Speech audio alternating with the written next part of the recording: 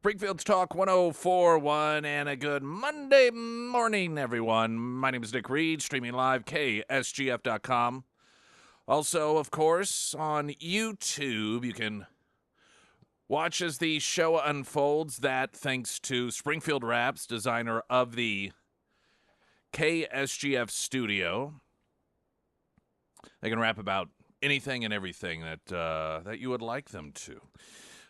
All right, so we've got, of course, just additional polling coming out, and the consistency of this polling is that Trump is even missed by some Democrats.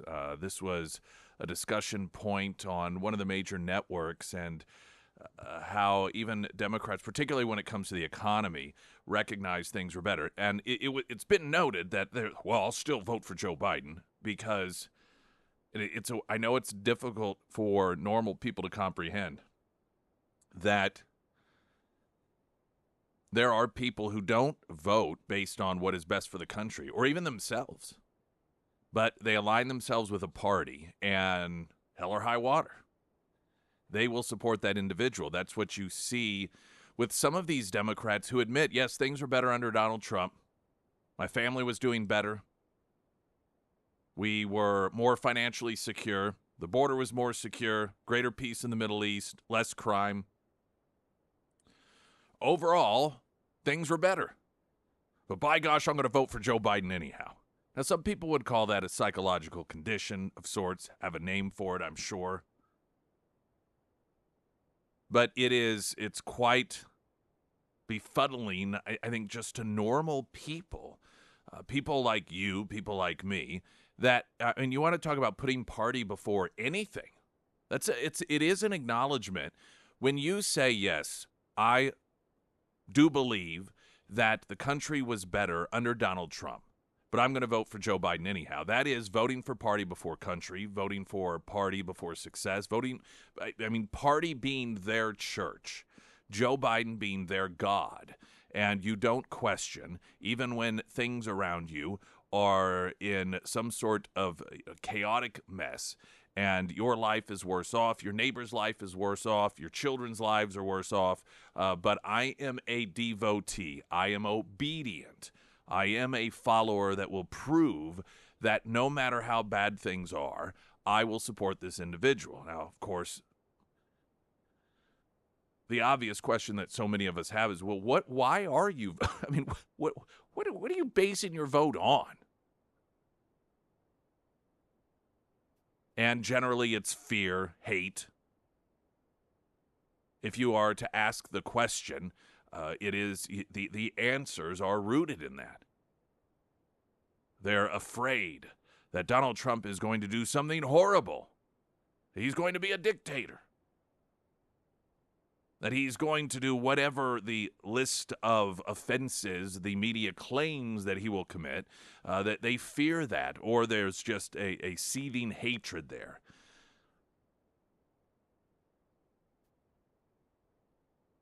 Also, a number of different developments regarding what is going on in the Middle East. The administration is apparently going to withhold much-needed munitions from Israel. They are continuing to do everything they can in order to benefit Hamas. And this, of course, is the continued mess that they've put themselves in. Also, the administration, and we're going to kick things off with this here in a moment, finalizes rules that will open up Obamacare to all of these people that Biden welcomed into this country illegally. Oh, you think that healthcare has gotten so much better since Obamacare? You ain't seen nothing yet.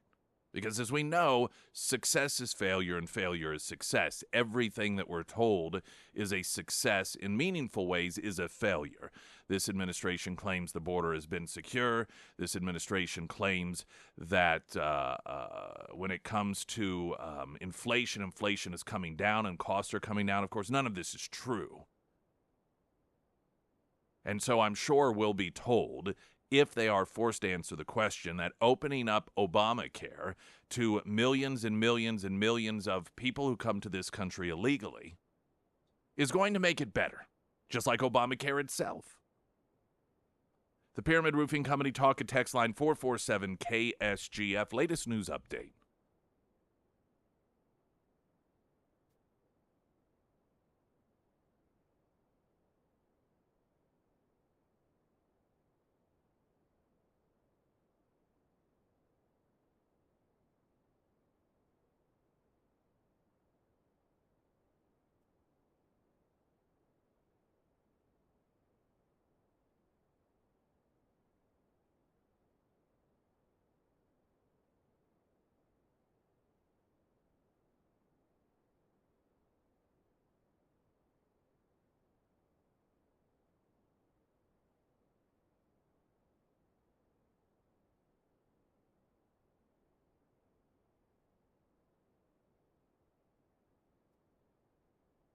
First Alert forecast sponsored by Wolfpack Cleaners, your residential and commercial cleaning professionals. From Color 10, Fox 49, meteorologist Tom Schmidt. Sunshine 78 today, a 90% chance of showers and thunderstorms tonight with a low around 62. Tomorrow, sunny 80. And Wednesday, an 80% chance of showers and thunderstorms in the morning, then a high near 79.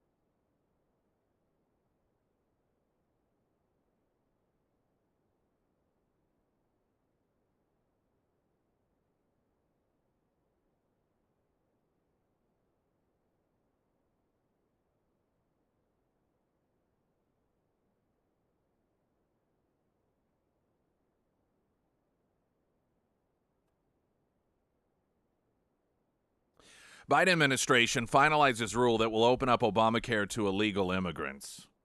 Something that, of course, we were all promised would never, ever, ever happen. Anyone who claimed this was a liar. This is one of the many fact checks that we were presented with while they tried to convince us that Obamacare was going to be the most wonderful thing ever. The beginning of this is the Biden administration estimating that 100,000 uninsured illegal immigrants, well, of course they're uninsured if they're illegal. 100,000 uninsured illegal immigrants will be able to access taxpayer-funded health insurance under the new rule. Does this seem to you like a way to encourage illegals to not come into this country? This is an administration that claims it doesn't want this illegal immigration problem, that they are for a secure border, yet they continue to throw out these promises of wonderful things, telling people who live in other countries, by the way, if you come here now, we're beginning to give illegal individuals in the United States free health care, in addition to free everything else you want, free phones, free education for your children, free attorneys, free stay at a hotel, free food, free transportation throughout the United States, and now free health care. Free, of course, meaning that in addition to student loans that you didn't take out, you're paying for it. The Biden administration published the new rule Friday that will allow tens of thousands of illegal immigrants to get Obamacare. The new rule, according to the White House statements, removes a prohibition on illegal immigrants protected from deportation under the 2012 Deferred Action and Childhood Arrival DACA program from accessing health care through the Affordable Care Act. The rule will go into effect as soon as November 1st, and the administration estimates that 100,000 uninsured illegal immigrants will be able to access taxpayer-funded health insurance under the rule. The immigrants will be able to apply for coverage through healthcare.org and state-based marketplaces. The White House said today's rule reinforces the president's enduring commitment to DACA recipients and dreamers who contribute daily to the strength and vitality of our communities and our country. Well, it doesn't appear as if they are contributing that much. If they are not in the country illegally and they don't have their own health insurance, I love these individuals that they bring to the table by promising others will take care of them and then referring to the recipients of the tax dollars or the benefits as the ones who are contributing. They're the contributors. This is like going out to dinner, and you have people come along because they know that you're going to pay for it, and then they're the ones who are labeled as paying for the dinner. They're the great contributors to the evening. No, that's not really what that means.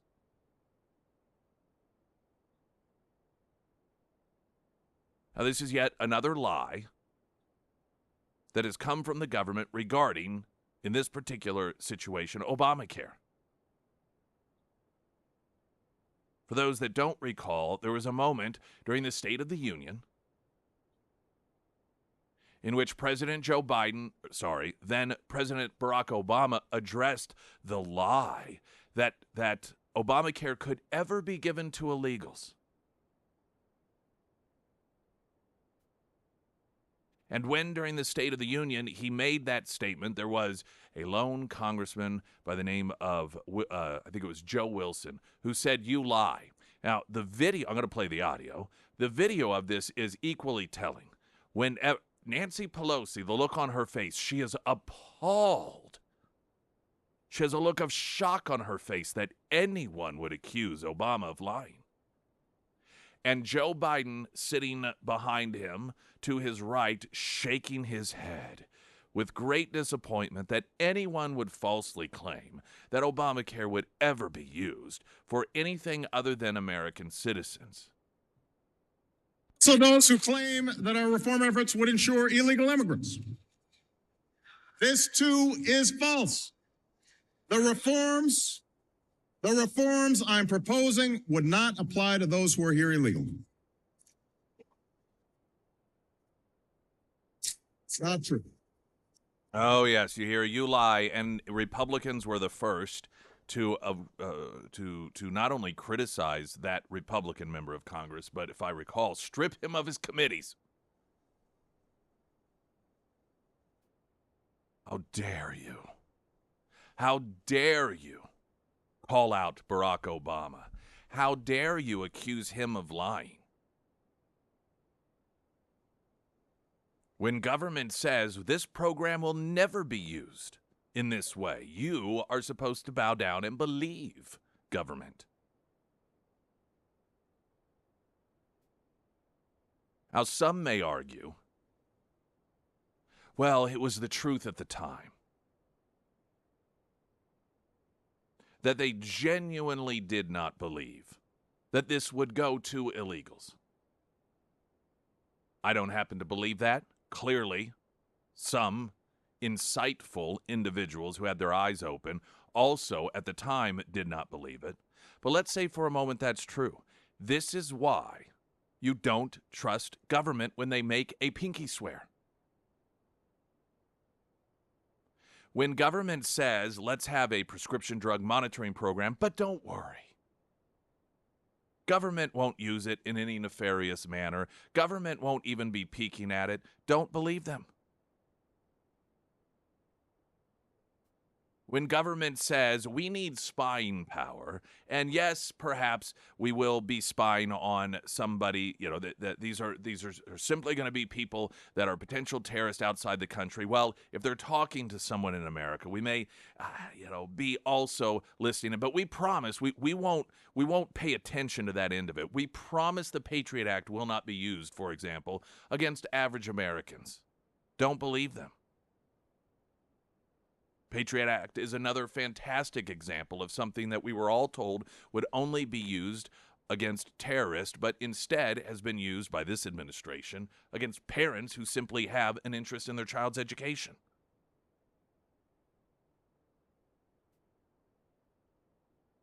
Obamacare. It will never be used for illegal immigrants.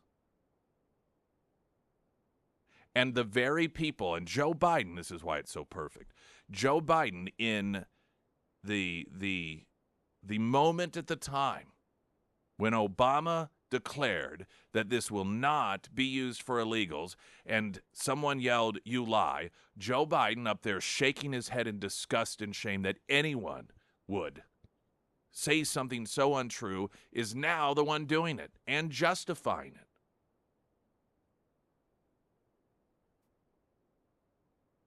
Never, ever, ever, ever, ever trust the government. When they tell you, oh, yes, we need this power, but don't worry, because we won't ever use it in this way, or we won't ever use it in that way. A perfect example of this, incidentally, was, and I touched on it, I believe it was Thursday, the Republicans, this legislation that passed the House with widespread bipartisan support regarding anti-Semitism and enhancing, if you will, the definition of anti-Semitism to include words of the Bible. Specifically, where in the Bible it talks about how the Jews handed Jesus over and, their hand and the responsibility at the time of the crucifixion of Christ. That, in the legislation specifically, anti-Semitism. Oh, but don't worry. No. See, it won't ever be used to come after Christians. Oh, really? We currently have a government that has had to acknowledge it infiltrated Catholic churches.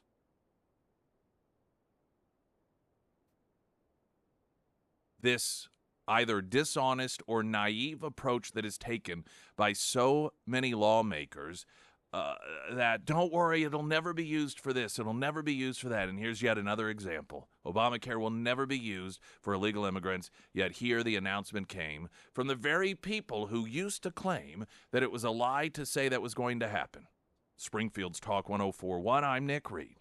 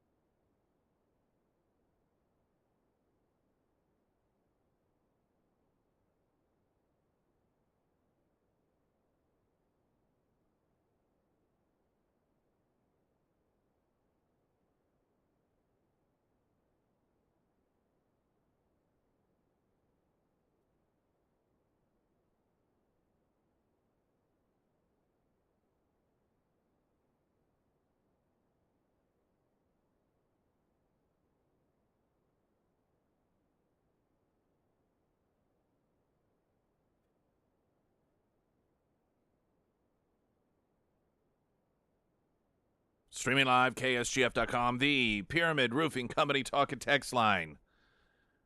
Regarding Obamacare and healthcare in this country, I can tell you firsthand, Nick, that my family has not been able to get into the emergency room for hours on end, so they're going to different places to get access to emergency care, going so far as to Lake of the Ozarks, and even further because our Springfield emergency room are clogged with homeless people. This was one of the promises that was made by those who were promoting Obamacare, that you would no longer have to wait in emergency rooms. There were numerous promises made. Each one of them turned out to not only not be true, but to get worse. The fanciful idea that we were all sold is that emergency rooms are overfilled because of people who don't have health insurance. That's the only reason. And they know if they go to the emergency room, they won't be turned away. So you give everyone, quote, free health care, then they'll stop going to the emergency room. Now, of course, anyone who understands human behavior or even bothers to take the time to understand human behavior knows that that's not the reason most of those people go to the emergency room. It's generally because you're talking about people that aren't really the planning sort. They live minute to minute. These are individuals, even if you give them free health care and they feel something coming about, or give them free health insurance, the going through the trouble and the hassle that all of us who are responsible are forced to go through now in terms of trying to get an appointment to see a doctor, first finding a doctor, getting an appointment to see a doctor, they don't want to do that. So they wait till they just feel poor enough or badly enough. They just go to the emergency room. Even a person with, quote, free health insurance, if they are told you are going to have to wait for 6 months in order to see this doctor because you don't have one yet and you're a new patient, they're going to go to the emergency room instead. And unfortunately, a lot of other people, because of the waits to see doctors now due to Obamacare, who otherwise would have waited a week because they're told it's several months, they're now going to the emergency room. So instead of the emergency rooms filtering out all of those individuals so that people who have real, true life and death emergencies will have no trouble getting in and have no wait whatsoever, the wait's even longer. And the wait to see a doctor is even longer. The wait to see a specialist is even longer. The costs have gone up. Everything that they claimed about Obamacare, the opposite happened. And this is how screwed up we are as an uninformed society, or people that there are people that just want to be lied to. They want to be told, don't worry, everything's going to be fine. Even though you have some people that they know that it's worse now. Some of those people, if they're told, if Trump gets elected, he's going to repeal it and take it back to the way that it was before, even though they know it was better before, that'll still freak them out. Oh, you're going to take away my free health care? I like free crap. It is a sign of an anti-intellectual society when clearly the vast majority of Americans' health care situation is worse than it was pre-Obamacare, but a majority of probably those same people who recognize that, if you tell them we're going to go back to the way it was before when it was better, they'll say no. Because the idea of somebody telling you, don't worry, we're going to make it better, we're going to take care of you, is more important than reality. Springfield's Talk 1041, I'm Nick Reed.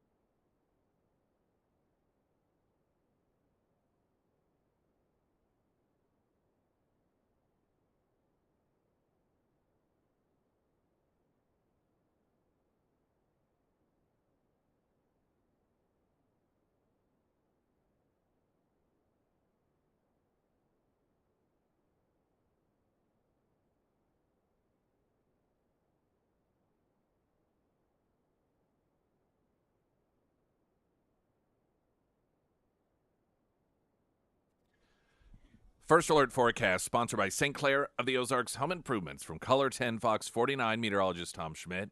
Sunny 78 for a high today, a 90% chance of showers and thunderstorms tonight with a low of 62.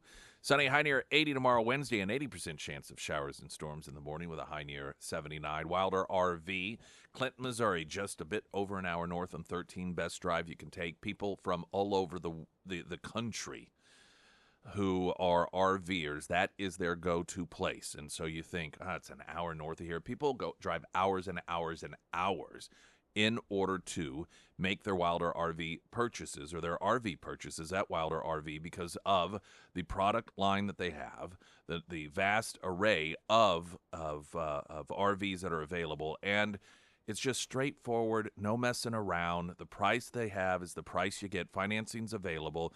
You don't get trailed around. You don't have to have someone unlock an RV in order for you and your family to check it out. They are very low-key in that capacity. And if you're like me, you don't like to be trailed and you don't like to be, quote, sold at, then Wilder RV is for you. You can find them at wilderrv.com, Clinton, Missouri, of course, and at ksgf.com under Nick's endorsements.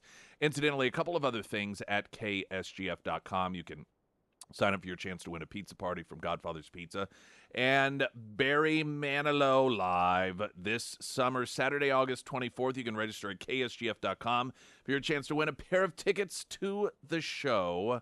Another chance to win whenever you text the word Barry to the Pyramid Roofing Company talk and text line 447 5743 447 KSGF. So your chance to win Barry Manilow tickets that way. So that isn't actually at ksgf.com. That's on the text line.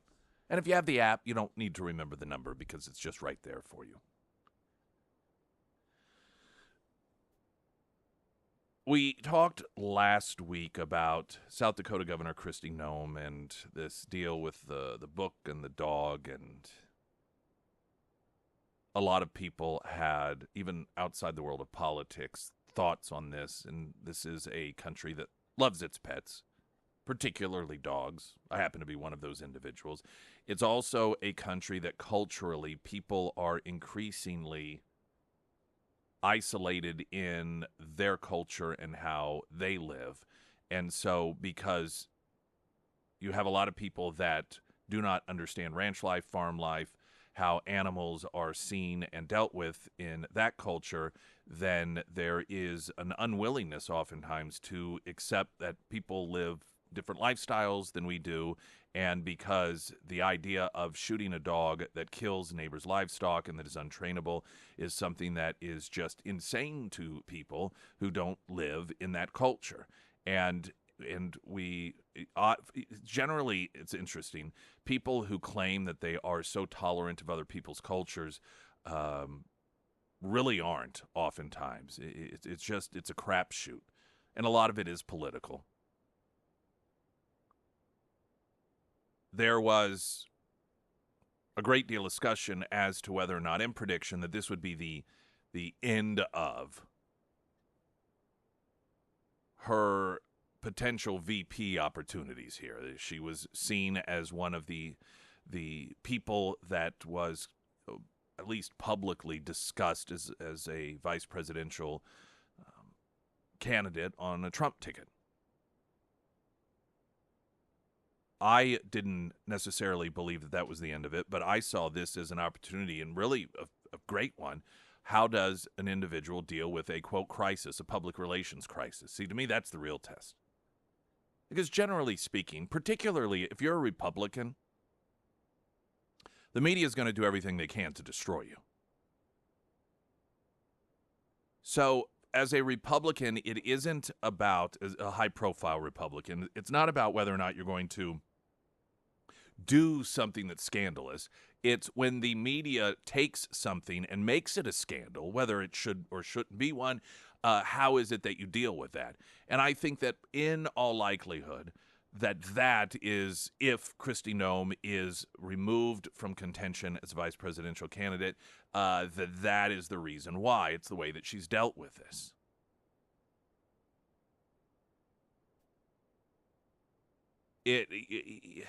In addition to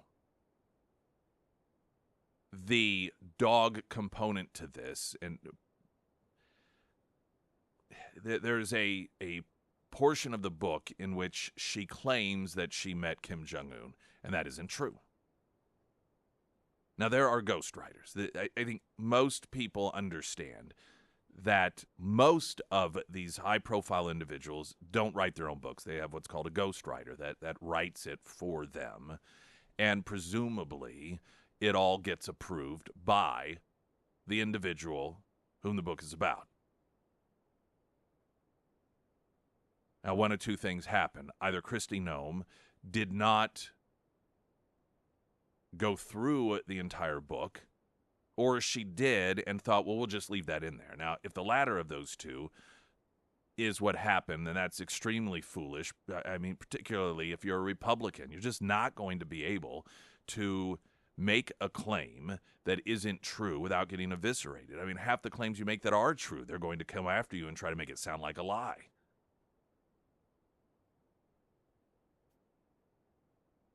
And her response to this is sort of half good, half bad, which makes it all bad. And she, to one degree, said, yep, shouldn't have been in there as soon as I saw it, so we got to get that out of there. But that was unfortunately after numerous copies have been published already, or printed rather, for sale.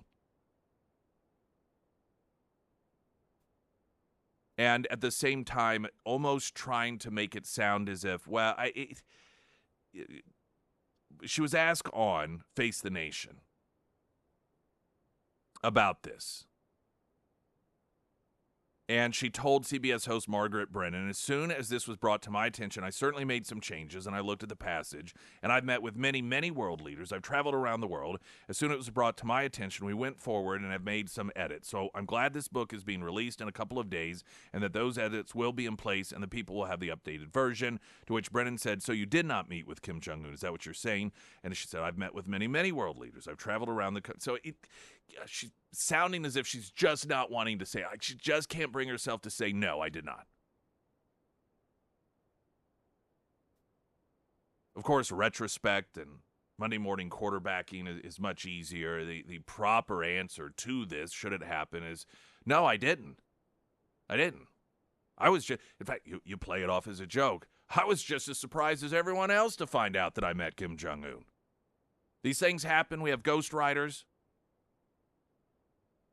And man, this one, yeah, it got in there, got by. I understand why she was evidently there. When she was a member of Congress, as oftentimes you have members of Congress that take these trips over to South Korea, and they may get in that demilitarized zone and so forth. And evidently, she did do that. So she was there as a member of Congress.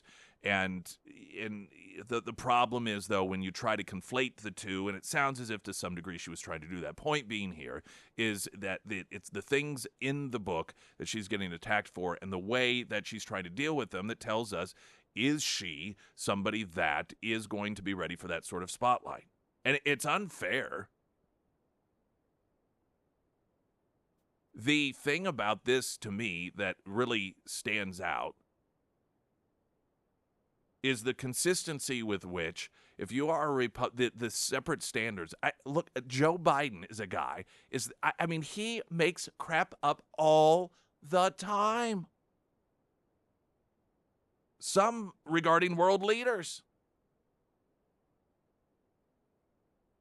Oh, I've traveled this many miles with the leader of China. And it doesn't matter how many times that's proven to not be true. He's allowed to continue to say it over and over and over again. It is such insight into the minds of these people and how what tunnel vision the media has to do everything they can in order to destroy Republicans, that they don't seemingly even feel uncomfortable drilling down on Kristi Noem for making a claim about staring down a world leader that wasn't true, when Joe Biden on any given day tells the most outrageous, insane, and oftentimes completely unnecessary lies, and they just sort of, no big deal.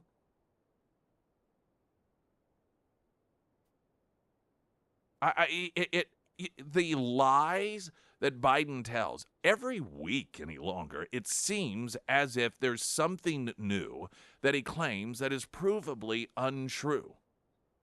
Some of them are repeats.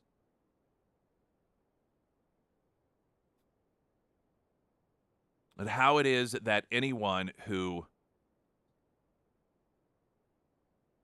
considers themselves to be, and I assume they do, they consider themselves to be, well, just journalists, and we treat everyone evenly and fair. We're just seeking the truth, and to support and promote Joe Biden, despite the lies that are told, and sometimes they're incidental, sometimes they're not.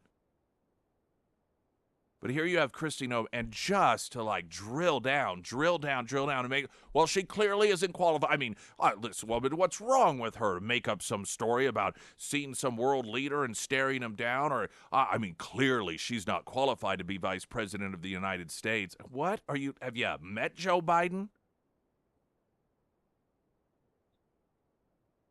Whether it's his days of driving an 18-wheeler or being imprisoned with Nelson Mandela or his uncle being eaten by other people. I mean, you just go down the list of things.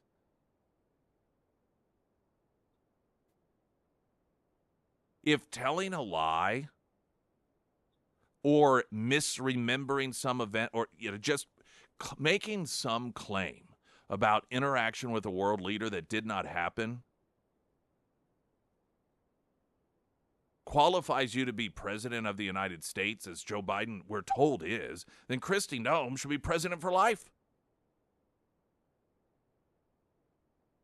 Now, I guess she wouldn't be president for life if she's only been caught in one. Biden is president for life, if that is what's qualifying. It's just the contradictions, and it gets to the point of total and complete theater of the absurd. And this is what we have for media in America in 2024. Springfield's Talk 104.1. I'm Nick Reed.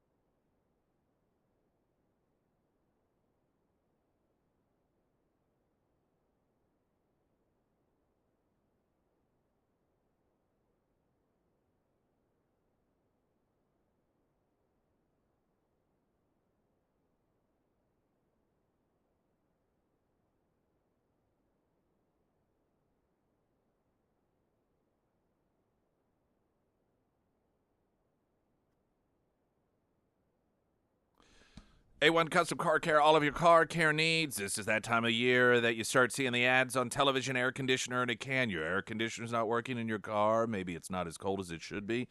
Just buy this can. It's as easy as that. Nope, don't go that route. You can do more harm than good. You could cost yourself a tremendous amount. You could destroy your entire unit, in fact.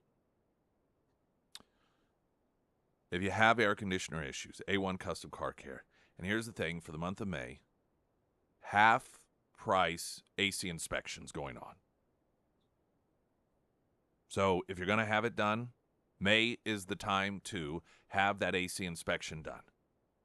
And you can ask them, why, well, hey, listen, my father-in-law, he did the air conditioner, he said it worked. Ask them why it is that they recommend not doing that. For all of your car care needs, air conditioner included, A1 Custom Car Care. Regarding the Kristi Noem shot her dog, and I still have a problem with people calling it a puppy. It was 14 months old. But nonetheless, perhaps that's nitpicking. At least she didn't eat it like Obama. Yeah, Obama acknowledged eating dog once. Can you imagine if that were the claim that she made, that she ate it? But we see the completely different standards. Also, I think about the lead up to Trump's first presidency and the claims he made about the economy that turned out to be true, what his policies would do. In the lead up to it, however, the media would trot out all of these economic advisors claiming that Trump had no idea what he was talking about. These economic experts, not only left-leaning ones, but some from the Bush administration. Trump's naive. He doesn't know what he's talking about. There's no way cutting taxes the way that he says he's going to cut them is going to, do this and that for the economy. All the things that the experts said would not happen actually did, and the things Trump said would happen did happen.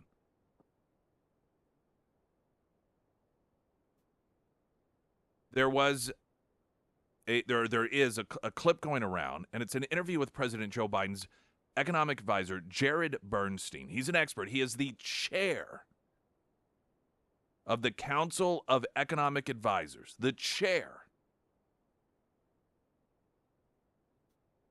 And he was asked what should be a very basic question for a person that is the chair of the Council of Economic Advisors for Joe Biden.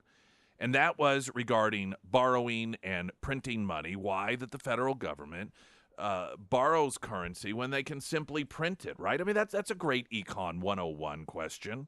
Like you said, they print the dollar. So why does the government even borrow? Well, again,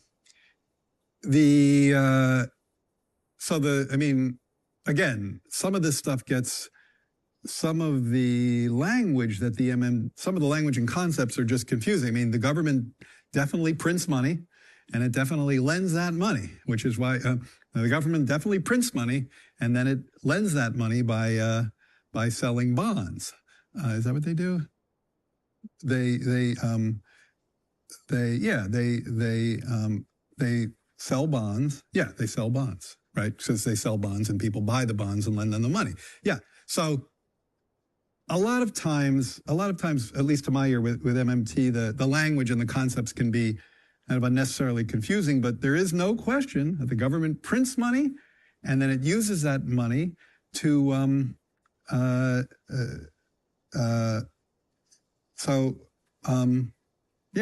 guess I can't really talk. I don't get it. I don't know what they're talking about. Cause it's like the government clearly prints money. It does it all the time, and it clearly borrows.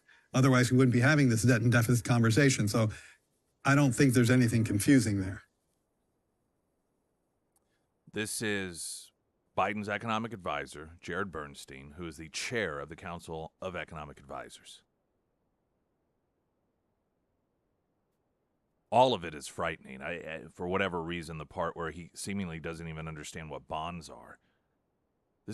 I think this is inconceivable to most Americans. There is, I think, this belief that many people have who recognize that the economy is bad. That is deliberately done for the purpose of ushering in fascism, communism, socialism, a government that centrally runs the economy. And the reason that belief exists, and it isn't to say that it isn't true in some capacity, but it's because it's so obvious that those policies are damaging to the economy. Why else would you do it? I mean, it doesn't take an economist to look back in history and just see within our own economy what works, what doesn't work, and to look around the world what works and what doesn't work.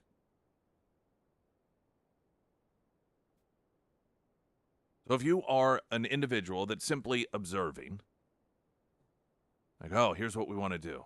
We're going to increase spending and we're going to increase tax. Like, okay, well, what has happened in the past to an economy when that occurs? Ooh, bad things happen. It's not good. Let's not do that.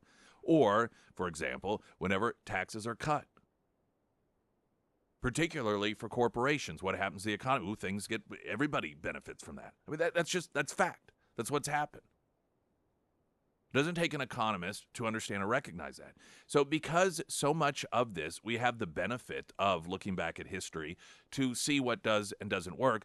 Whenever we see policies that are deliberately put into effect that we know have always, they have a consistency of being damaging, we think, well, there must be some nefarious purpose here because we all know that this doesn't work. And I think what escapes people, when you listen to somebody like this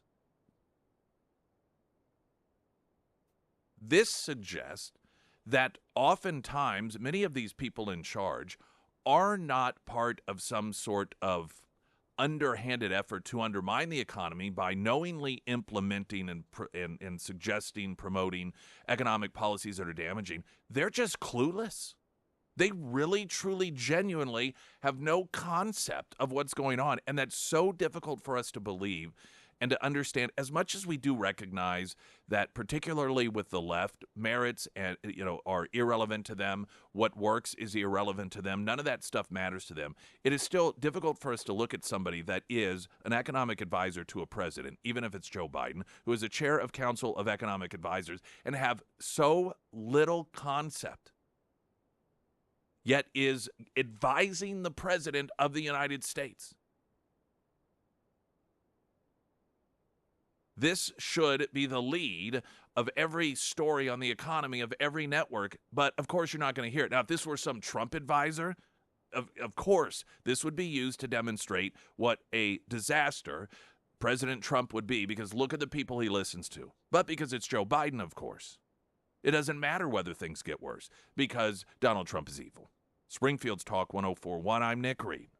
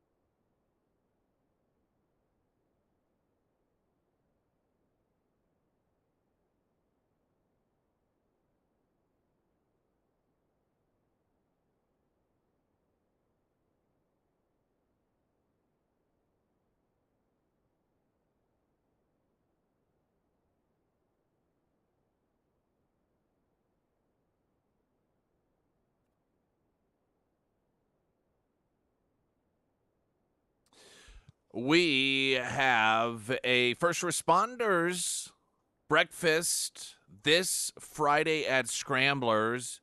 If you're law enforcement, fire, medical, EMTs, come on out, and you're going to get free breakfast. Pyramid Roofing Company, Barker's Frame and Collision, Scramblers, all chipping in order to buy you breakfast. If you are a first responder, that will be this Friday at Scramblers, everyone.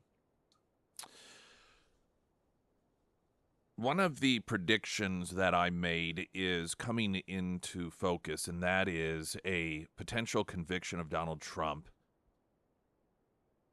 will probably not make a difference in the mind of voters. Now, while there is still a portion of the voting population, when they're polled on this, say that it could potentially make a difference, that continues to get smaller and smaller, those numbers. Trump entering his fourth week of the New York trial today, where he faces the 34 felony counts related to allegedly falsifying business records when reimbursing a payment to porn star Stormy Daniels in 2016. Several polls released since the start of jury selection on April 15th have found that a potential conviction won't deter voters from supporting Trump in November. Moreover, individuals nationwide say they don't believe the former president even acted illegally or is being treated fairly in the Bragg case. Quote, millions of Americans are hopping mad at this kangaroo court, and it shows in the recent polling data, Mark Weaver, a veteran Republican strategist, told Daily Caller News Foundation. When dozens of partisan players, most of whom are coordinating with the Biden White House or the Biden Justice Department, use taxpayer dollars and precious court resources to try and defeat Trump long before the voters can decide, it makes people understandably angry. An Emerson College poll out April 30th showed that a majority of swing state voters across Arizona, Georgia, Nevada, North Carolina, Michigan, Wisconsin, and Pennsylvania said that a potential conviction in this case wouldn't deter them from backing Trump in 2024. A plurality of independent voters, a crucial voting bloc in general elections, said a conviction would have no impact on whether they support the former president. A CNN SSRS poll released on April 25th indicated that 76% of registered voters who back Trump say they'll cast a ballot for him regardless of a conviction in the Bragg case. The survey also showed that a majority of Americans aren't confident that the Manhattan jury can even reach a fair verdict at 56%. An AP NORC survey published on April 16th found that only 35% of Americans think that Trump acted illegally in regard to the allegation. The poll also indicated that just 31% of respondents are very confident that Trump is being treated fairly in the prosecution. An interesting follow-up question for those who believe that Trump acted illegally would be to ask them what law they feel that he broke. I suspect there would not be a single one. I don't care how many. If you had 1,000 of them, so yeah, I think he did. I think that he acted illegally. I bet you not a single one would actually even know what it is that Bragg is claiming he did illegally. Oh, for paying hush money. That's not illegal. This isn't even alleged to be illegal. And the claims here of the theory of the crime, if you will, are so convoluted. It is understandable that most people don't even know. Ultimately, they're resting on this absurd notion that this is election interference. But even getting there, one must twist oneself into a pretzel.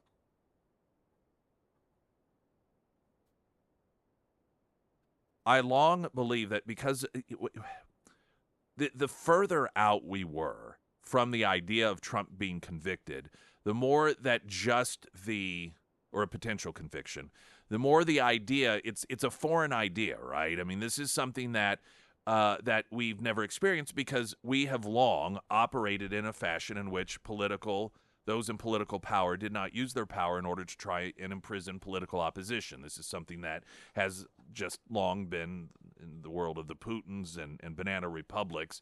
We haven't had to deal with this, but now we do.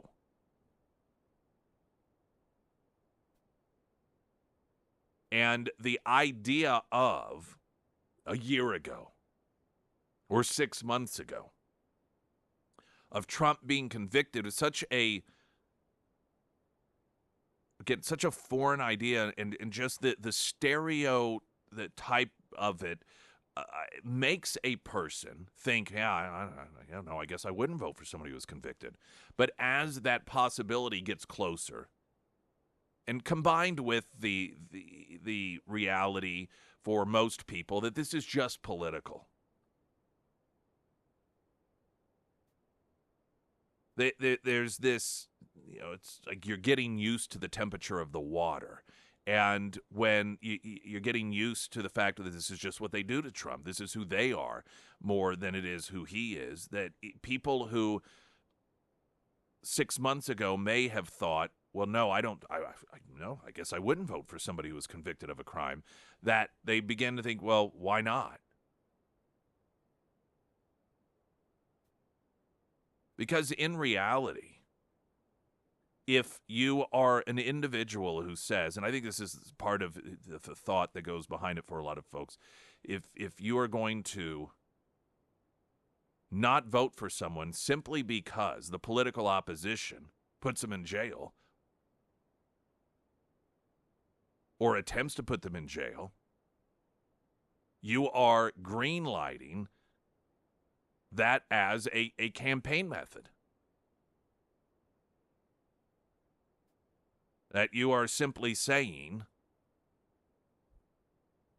if you try and and if you are successful in convicting your political opposition, oh, I'll vote for you instead of them.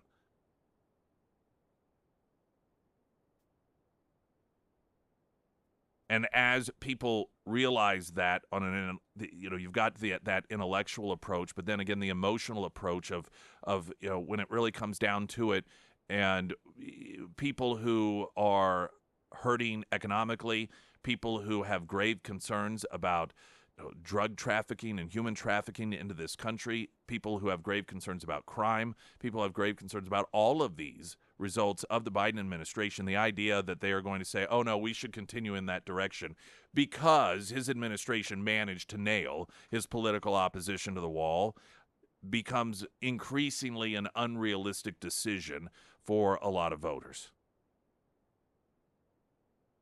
Not to mention, particularly with this Bragg case, I mean, it's almost as if he's trying to sabotage it. Hope Hicks, on Friday, the testimony that she gave, these are the prosecutor's witnesses,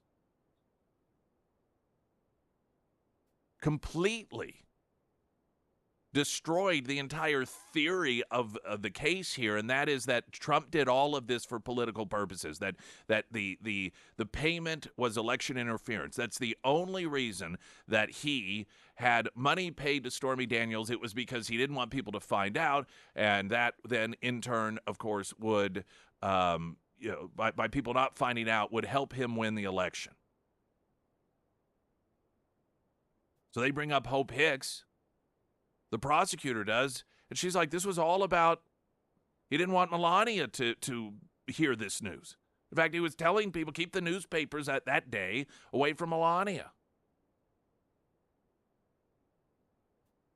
So far, these witnesses that the prosecutor is bringing up have been witnesses that the defense could have easily brought up. So, I mean, every aspect of this has been a tremendous train wreck for the Democrats. Springfield's Talk 104.1. I'm Nick Reed. Latest news update.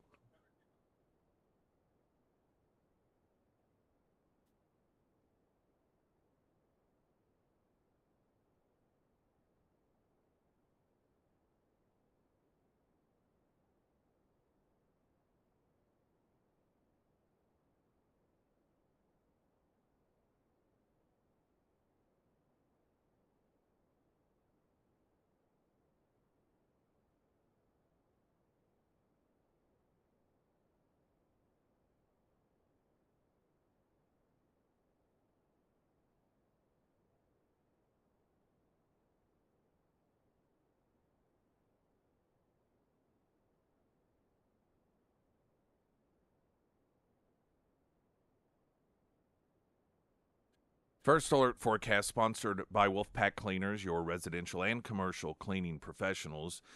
From Color 10 Fox 49, meteorologist Tom Schmidt. Sunshine 78 for a high today. A 90% chance of showers and thunderstorms tonight with a low of 62. Sunny 80 tomorrow and an 80% chance of showers and storms tomorrow morning. tomorrow morning, Wednesday morning rather, with a high near 79. 20th annual Bleed Red Blood Drive, Springfield Cardinals Community Blood Center, the Ozarks, is on you. In the month of May and June, make a CBCO donation at either a CBCO donor center or mobile blood drive, and you're going to get 2 tickets to a Springfield Cardinal game and a custom baseball shirt. Details at ksgf.com.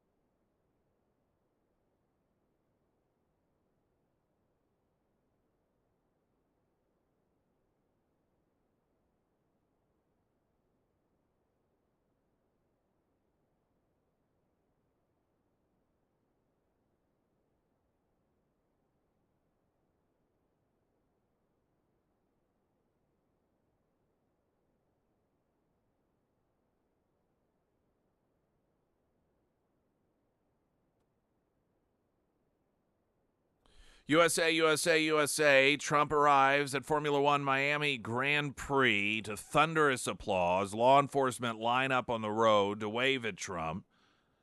This, of course, in contrast to anywhere that Joe Biden shows up.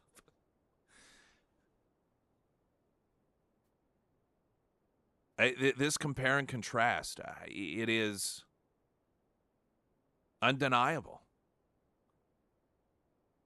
Biden continues to have an audience of the uber wealthy, famous, rich, people who are not impacted by the price of gas, people who are not impacted by the increased cost of electricity, people who are not impacted by the regulations that make it cost the average American more to get a hot water heater in their home, or an air condition for their home, or a microwave, or any of these other gas stoves. Biden continues to have an audience of individuals that are not impacted by the things that you and I are impacted by. Meanwhile, Donald Trump, the places that he goes, the people who are most excited to see him are people like you, are people in law enforcement, are people that are construction workers, are they're everyday people. They are everyday people, the non-elites. And incidentally, when you see these situations occur, these are not hand-picked individuals. This isn't like a Biden event where the people who are there are all handpicked, really uber wealthy individuals. Trump just shows up at a construction site. He shows up at a gas station. He shows up at a Chick-fil-A. He shows up at a Grand Prix race. And he has a very excited audience. It doesn't have to be manufactured. Anti-Trump people will say, well, of course, that's because he's going to places he knows his supporters are going to be. Yes, that's the point. Construction sites, firehouses, police stations, race car events, sporting events, MMA events, football. What does that tell you?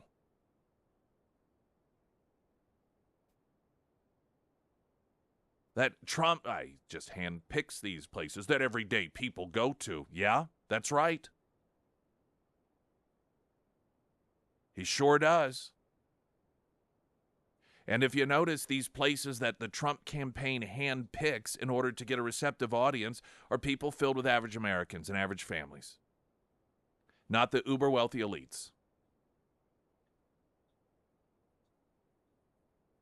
There has never been such a profound and visual division between the two presidential campaigns regarding the sorts of individuals that support each of the camps. You know, there was a time that Democrats, they could go to certain events and you would have, there would be events at least they could show up at and people would applaud and so forth. But that isn't even happening a lot. You look at Gretchen Whitmer when they did the NFL draft up in Detroit, and she shows up. She's governor of Michigan, and she gets booed.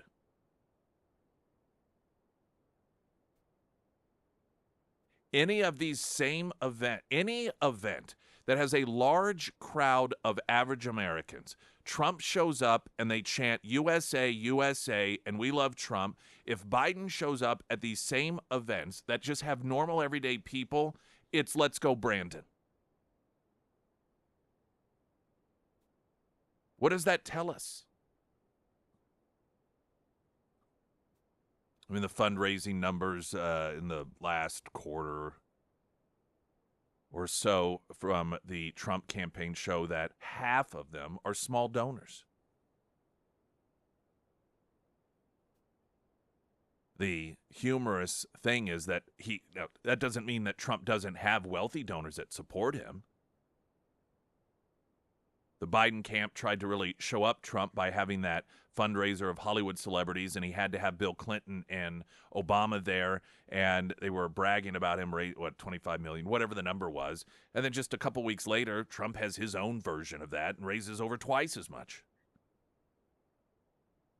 So it's not as if Trump has had to alienate those who are successful, financially speaking, in order to get support of average Americans. But it is very, very, very clear when you look at the crowds, when you see the way that average people react to Donald Trump versus the way average people react to Joe Biden, who is negatively impacted in this country by the Biden policies, and who it is that long for the days of Donald Trump. Springfield's Talk 104.1. I'm Nick Reed.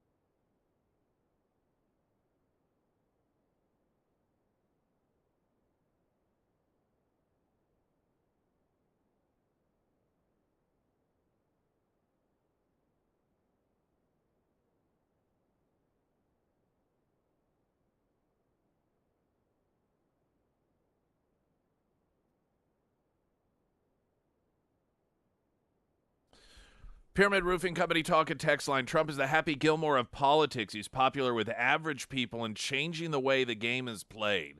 That's a great comparison. If you've not seen Happy Gilmore, it is an Adam Sandler movie, and the premise is Adam Sandler. He growing up wanted to be a hockey player, desperately wanted to be a professional hockey player, but he just he couldn't cut it, and then he ends up. His grandmother is, because I think government foreclosing on her home or something along those lines, and I think she was behind on property taxes and was going to lose the home unless so much money could be raised. And then there was a golf tournament that he could win money, and anyway he plays essentially golf like hockey. With the violence and the swing and everything, but he's particularly when it comes to teeing off is really really good at it. But he hates golf, hates the concept of golf, and essentially he becomes, to the chagrin of regular golf players, the elites. Here is this person who just comes in. Who does he think he is? He's not one of us. And then it drives them nuts that you have all these average people that are coming and supporting him. And that's a pretty good comparison, Donald Trump being Happy Gilmore. The issue with all this genuine support for Trump is it can't outdo Biden and the left's manufactured support at the ballot tally. I disagree with that. And I want to talk about that next. And it isn't to say that the Democrats can't win by cheating, because Lord knows they have. I mean, this is a storied history of the Democrat Party. And it's one of the reasons that they've tried to legalize what, and successfully so, has otherwise been illegal when it comes to voting. Because they're just legalizing the ways that they're able to stuff the ballot box and so forth. And, some states are obviously different than others. Some you can just go, you can have absentee ballots sent to one address from, all over the place. Fill them out and mail them back. Other states are much more strict about these things. But the concern here is that a combination of taking what otherwise would be illegal forms of voting and legalizing it and making it easier for fraud to exist, that the Democrats, there's just no way this can be overcome. And I want to explain why I disagree with that. Again, not to say that it can't happen, but it is not, in my assessment, inevitable. That next, I'm Nick Reed.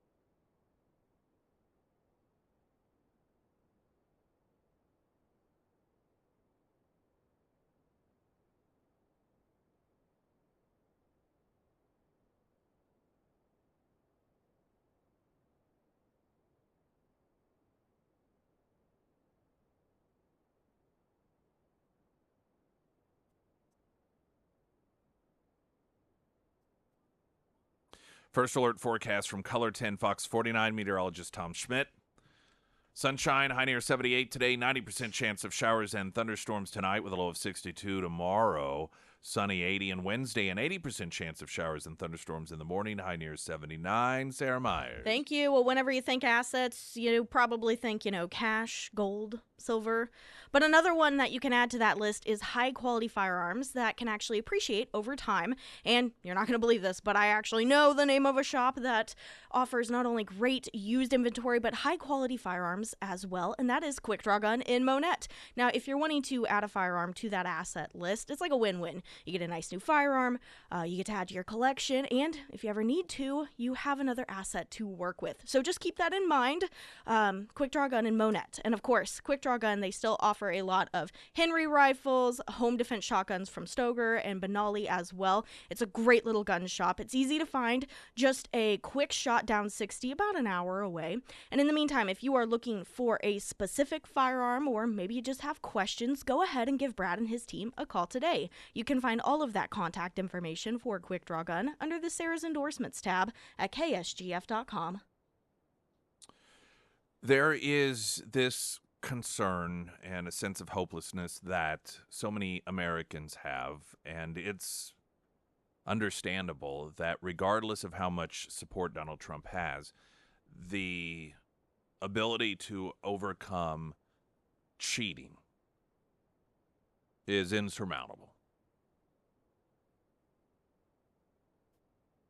And this can turn into a self-fulfilling prophecy, of course, that if people who are supporters of Trump think that it doesn't really matter how much he wins by, they're going to cheat and steal it anyhow from the American people, then if you don't show up to vote, then that allows it to be easier, or perhaps then they legitimately win because you have Trump supporters stay home. The recognition of not just the cheating aspect, so many different areas. It's a realistic one. Despite the media's continued disinformation that there is no evidence of widespread cheating, it's just not true. And of course, it depends on your definition of cheating. To them, if you get away with it, it's not cheating. A number of states have, of course, made it easier for voter fraud to occur. That is through early voting, ballot harvesting, absentee by mail is another one. The drop boxes are one of the most horrific moves made regarding voter integrity. I mean, just to the total destruction of it. And then, of course, you have secretaries of state in a number of these states that are Democrat-run states that will just demand that votes that are not legal be counted anyway, because they know that once that's done, you're not going to uncount them. And they have the media on their side to accuse anyone who pushes back against counting votes that legally should not be counted. The media will be on their side to call those that want election integrity election deniers, claim that they're, it's another January 6th all over again.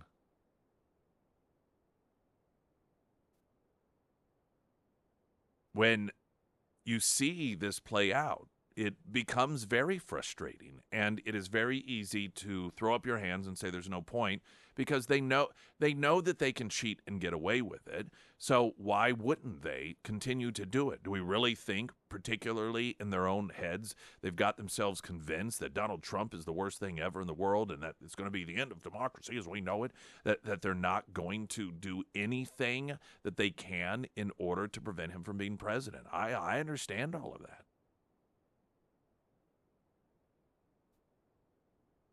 There's been a real evaluation of votes and illegal voting. This was commissioned in November, and they found startling numbers. The number of individuals who admitted to voting in manners that are illegal. So and this is the admission of voters. Many of them not even realizing that the way they were voting was illegal, but it was. Whether that's filling out somebody else's ballot for them or having somebody fill out their ballot, these are, depending on the state you're in, votes that should not count.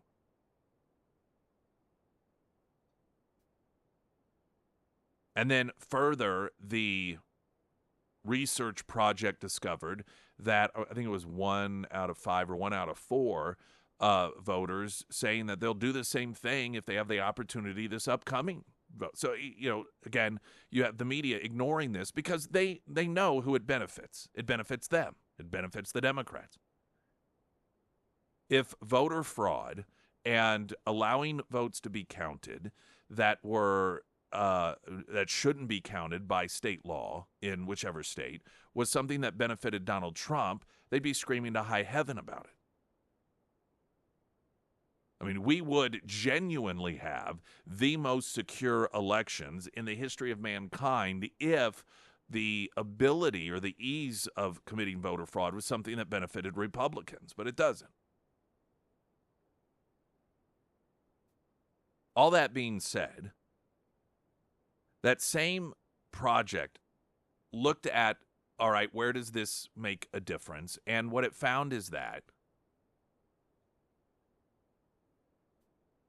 there were about 20 or 22,000 votes with all of that in play that pushed Joe Biden over the edge.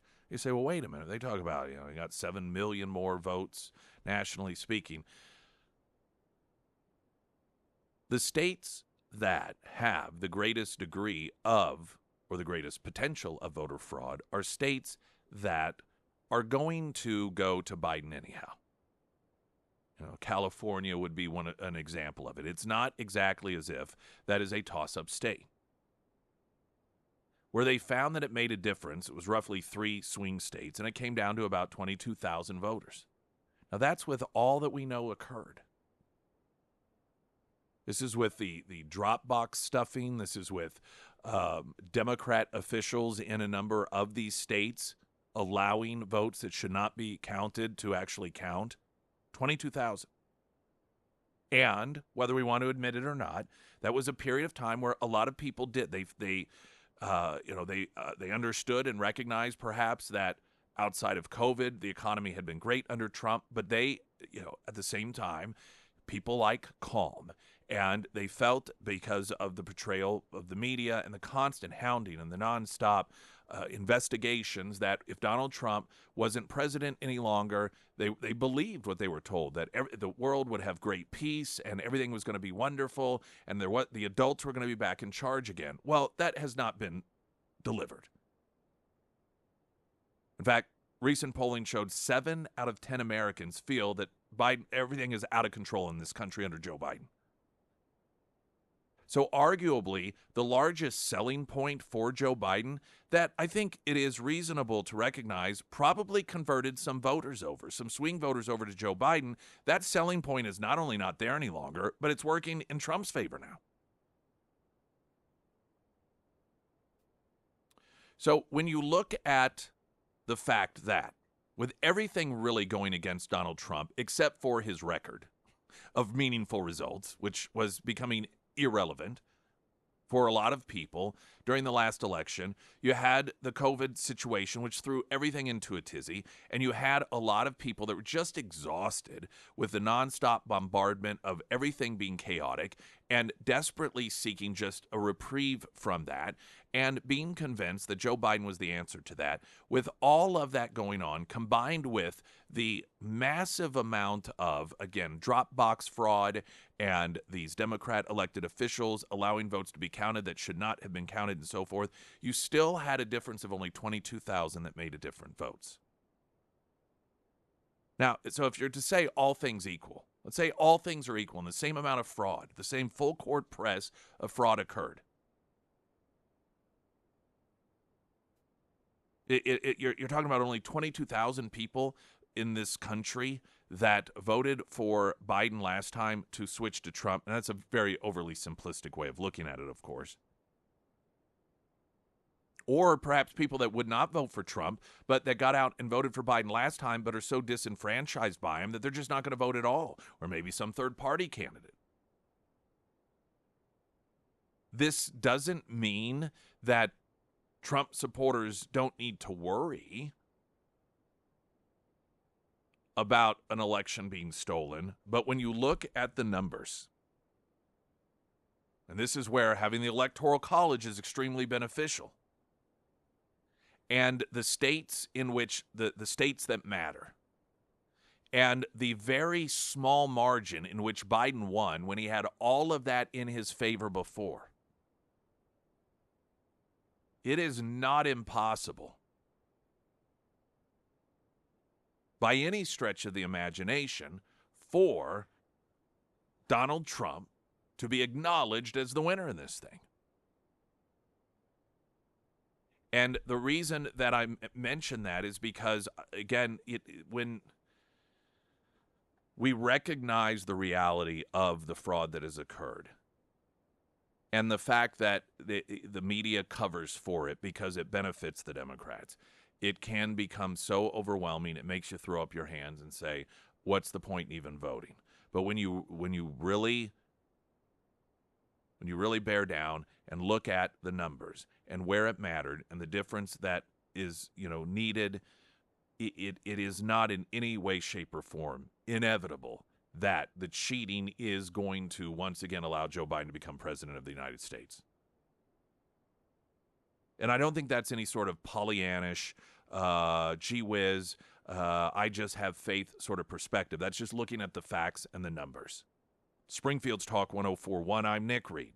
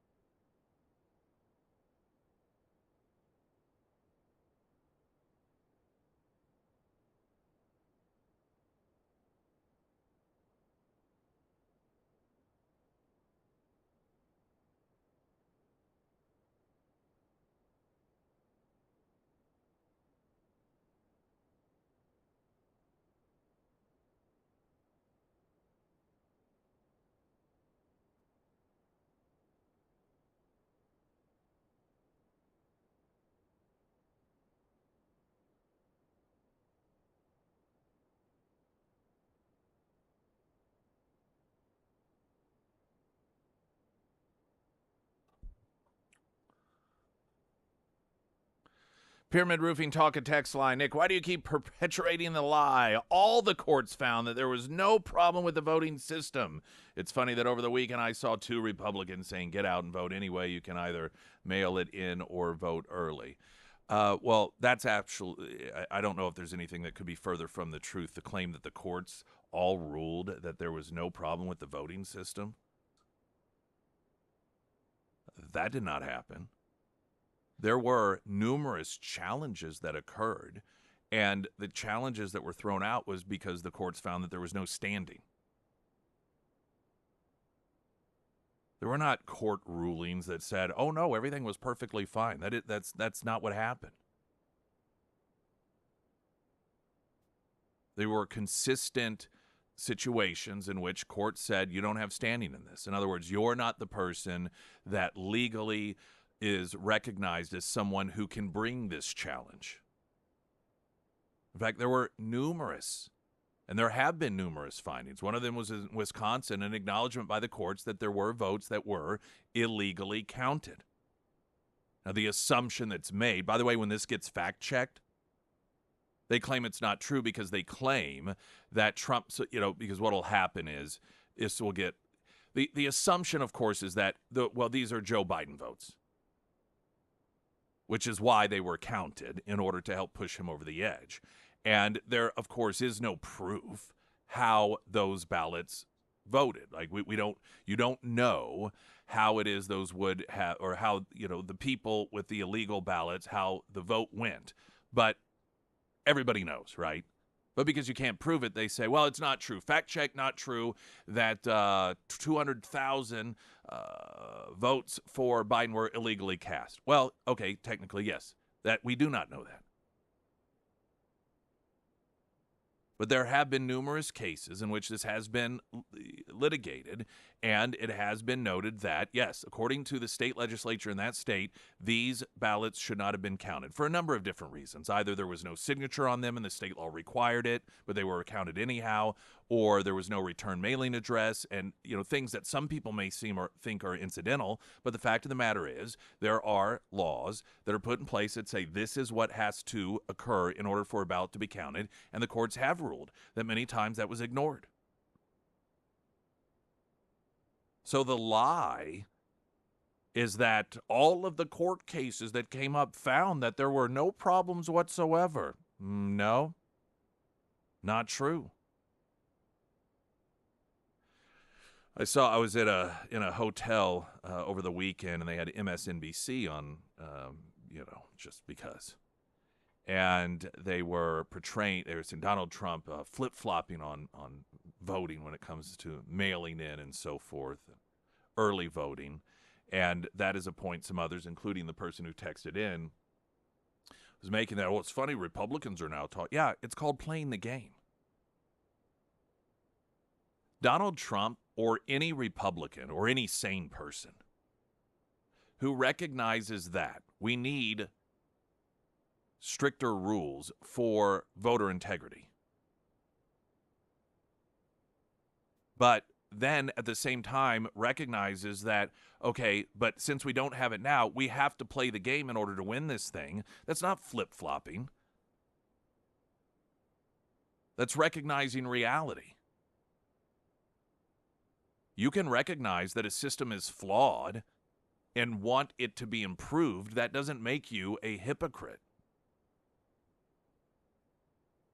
If you are, again, not somebody who really follows sports, but it seems like every season there's some news article about some rule change when it comes to football, when it comes to, and people are unhappy about it. Players are unhappy about it.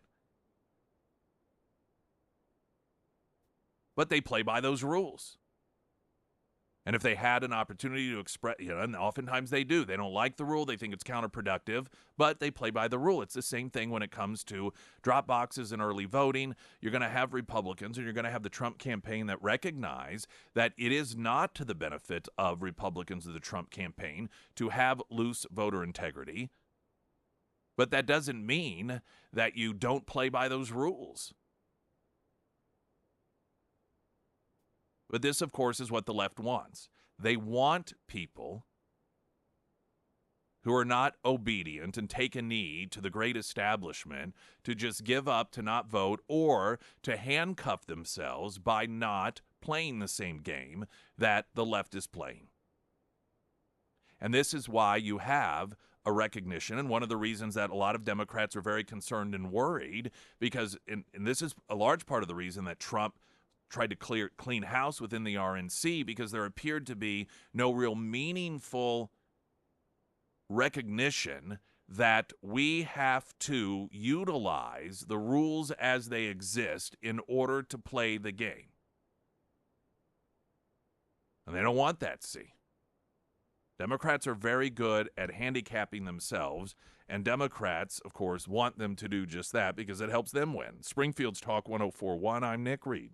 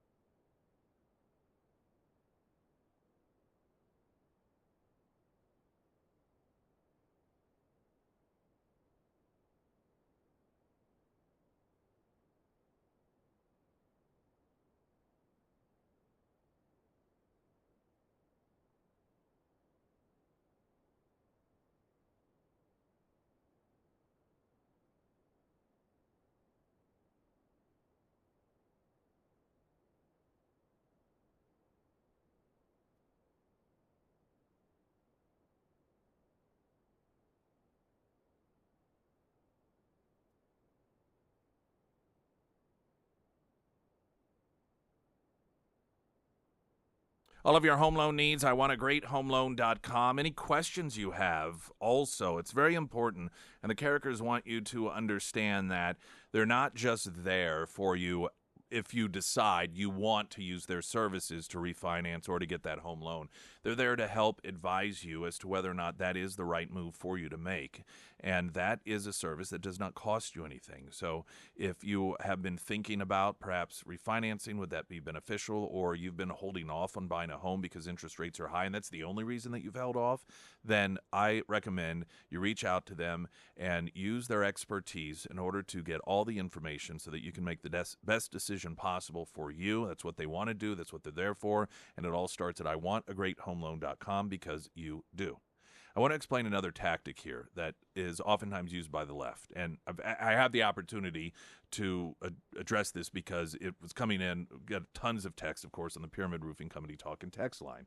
And I was addressing the claim that the courts have all said that there were no voting problems whatsoever regarding the 2020 election. And, of course, that's not true.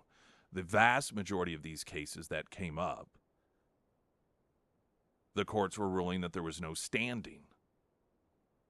And in fact, there have been rulings that have noted that there were ballots that should not have been counted by way of those particular state laws.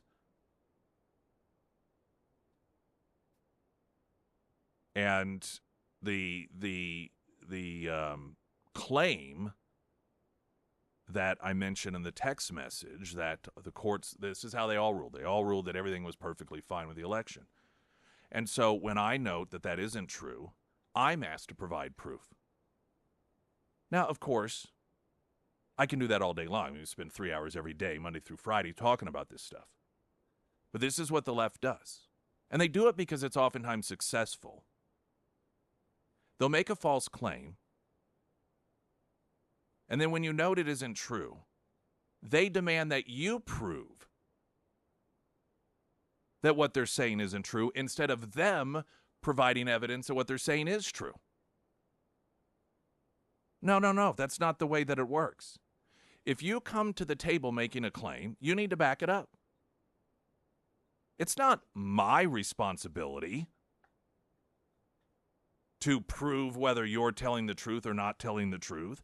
If you come to the table making some sort of claim, for example, that all of the courts ruled that there were no irregularities whatsoever in the election, then the burden is on you to provide that evidence. It's not up to me. It's a very common tactic used by the left. And frankly, I don't even know that oftentimes they realize that they're doing it. Coming up, Catholics now leaning towards Donald Trump over Joe Biden. Well, this should not come as any surprise. And Biden advisors are now pushing him to stop talking so much. All that coming up. I'm Nick Reed.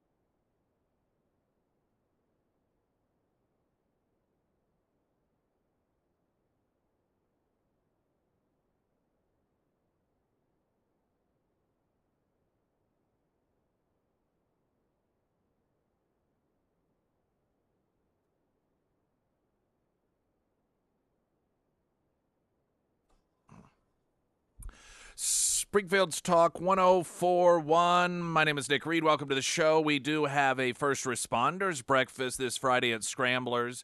Barker's Frame and Collision, Pyramid Roofing Company, and Scramblers buying breakfast for you firefighting folks, you police folks, you EMTs, medical folks, first responders. Come out and join us Friday from 6 a.m.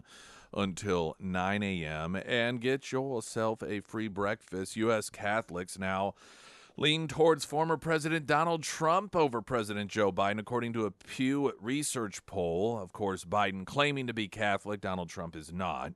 The survey examined the preferences of U.S. voters based on their religious affiliation. It seems Catholic voters in the U.S. are turning on Biden. According to the poll, Trump has an edge, leading Biden amongst all voters.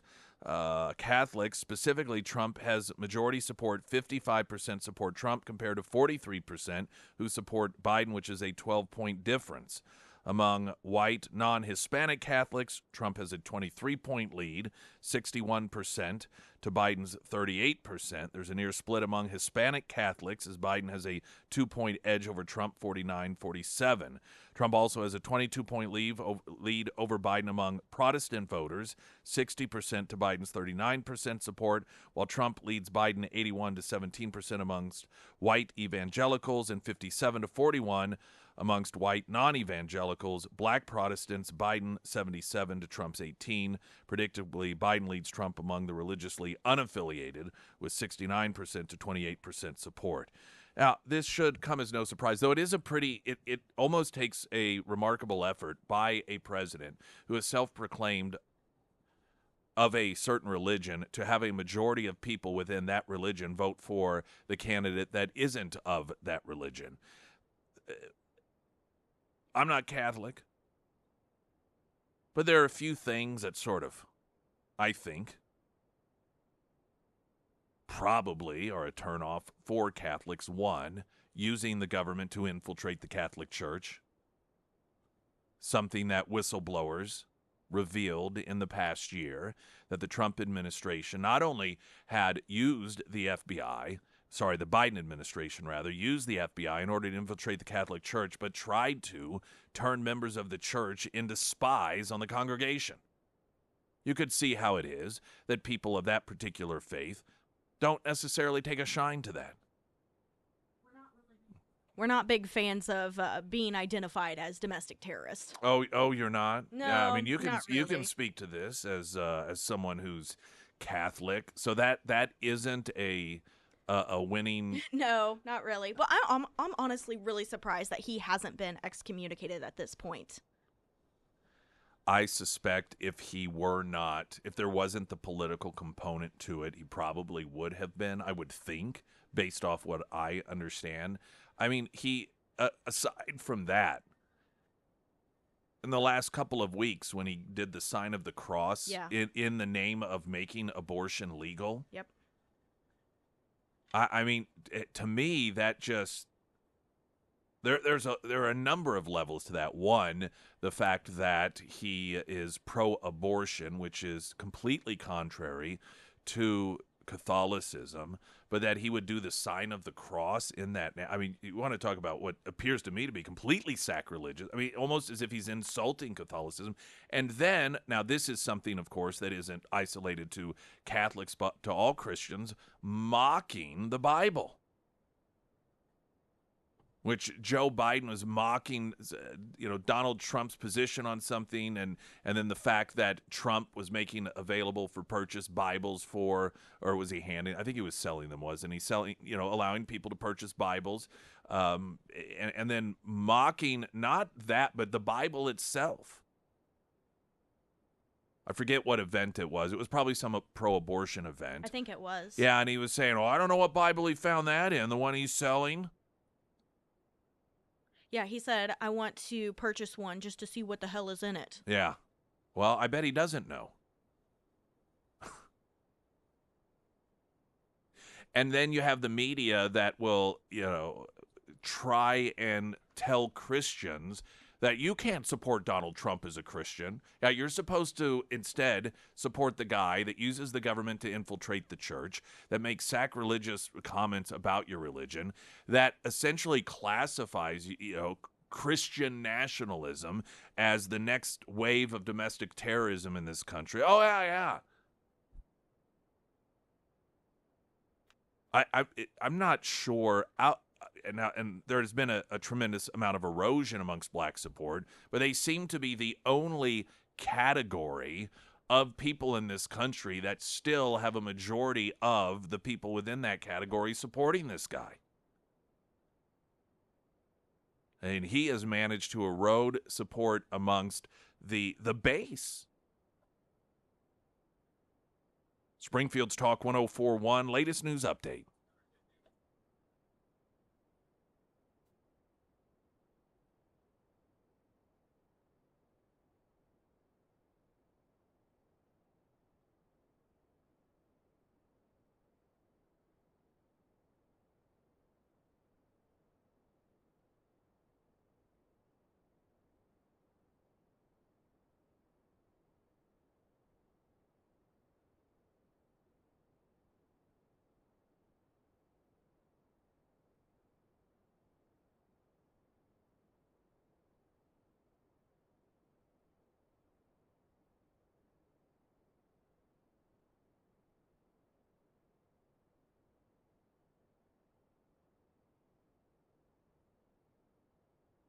First Alert forecast sponsored by Wolfpack Cleaners, your residential and commercial cleaning professionals. From Color 10 Fox 49 meteorologist Tom Schmidt.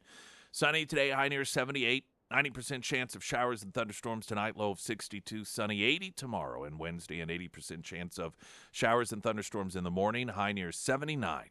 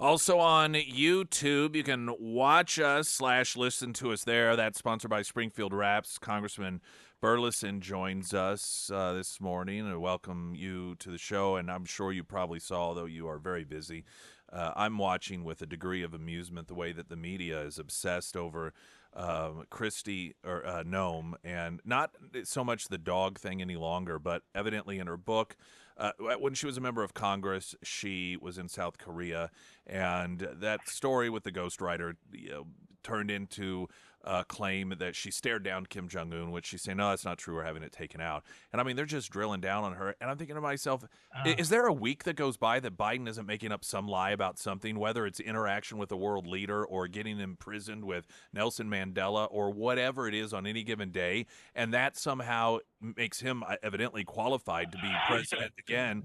But Kristi Noem, however, has this written in a book, which she fully acknowledges, yeah, it shouldn't have been in there, it's not true, and that somehow disqualifies her from being vice president. Yeah, the media, I don't think they even understand their blindness.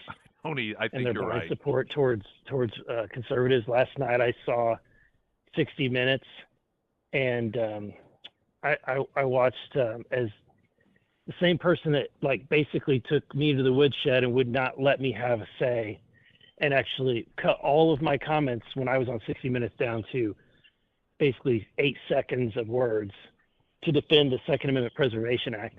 The same woman basically gave a softball after softball after softball to Hakeem Jeffries, and talked about how wonderful it is, how, you're basically, she's like, you're a shining light when these Republicans are just dysfunctional, and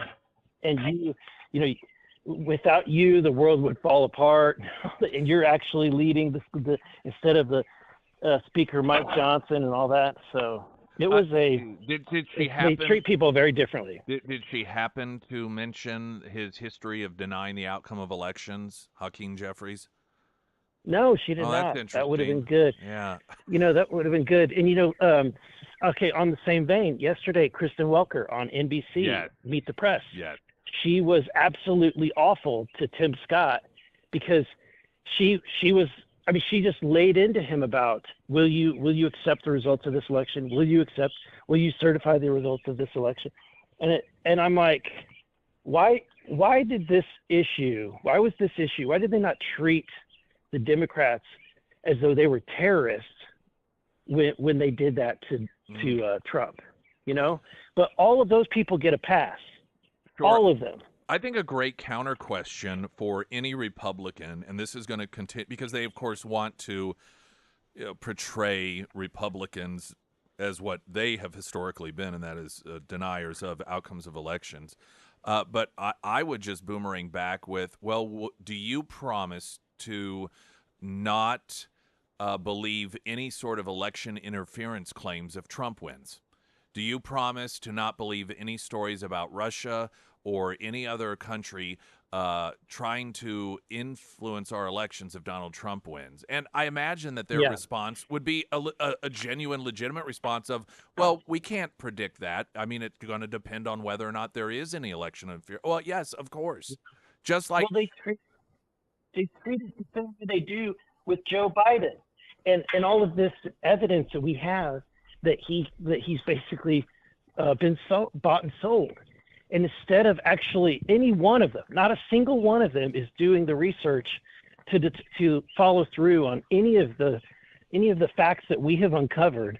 Not a single one of them, but instead they just repeatedly go on camera and say, despite the fact there's no evidence, right. Republicans claim, Republicans want to impeach Biden, even though there's no evidence of it. Well, you didn't even look into the evidence. And this approach of, do you promise to accept the outcome of the election? It's the equivalent of a 10-year-old who has done something bad and then goes to his parents and say, okay, I have something to tell you, but do you promise you have to promise you won't be mad at me? Well, I can't promise that. I don't know what you're going to tell me. And you can't promise to accept the outcome of the election without knowing whether or not there's going to be any sort of fraud that's involved with it. Right. And the thing about it is that,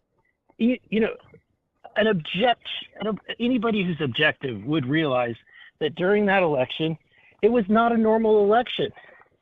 That was not a normal election cycle. With COVID and all the people voting by mail, regardless of how you feel about what Mike Lindell and all the, computer stuff and all of that, forget all that. Anybody who's denying that was like a normal election Right. year, those are the people that are denying the truth. We're talking with Congressman Burleson. I want to ask you about your vote, along with I think 20 other Republicans that voted. I think in my assessment and the assessment of sane people, particularly those who care about our constitutional, protected rights, free speech, among others, there was this coming together of Republicans and Democrats to vote redefining, I suppose, or enhancing the definition of anti-Semitism. And Republicans did what they, as a party, particularly the establishment, seem to tend to do, and they try to get out ahead of something, and then they screw it up royally. Explain all of that, if you would. Yeah, it was a total disaster, and it was a total disaster. And really, I blame leadership. And I know you're not supposed to blame leadership, but at the end of the day, when I was a Missouri state rep in a state senate, the job of the speaker and the floor leader and people in leadership is to make sure that nothing like this comes to the floor, so that you don't have bills that have complete flaws, that have all of these errors, so that that you're putting your members in a tough bind. That is your job, is to make sure this kind of stuff doesn't happen. And Mike Johnson totally failed us. Totally failed. In fact, I'm probably more angry about this vote and his lack of leadership on this than anything, because even a state rep, Speaker of the House in Missouri wouldn't have done something like this. You know what I'm saying? Yeah. And let me get into the details of it. Is it basically when they, it would seem like a normal bill, easy bill, you're decrying anti-Semitism, right? I would vote for something that decries anti-Semitism all day long. The problem is when you reference and you take U.S. code and you give deference, or you're basically pointing to a website that's being managed by a foreign entity. It's some group for the Holocaust. That's not a United States entity. And you're saying whatever their definition of anti-Semitism is anti-Semitic. Well, I don't give deference to the United Nations. I don't give deference to any foreign entity for what's on the code in the United States. And particularly the problem is that there's that website has, when it's listing out the examples of anti-Semitism, it says, quotes like "the Jews killed Jesus" is considered anti-Semitic. I mean, and obviously you can see the problems with making that statement. That's saying basically the New Testament gospel, the gospel of the New Testament.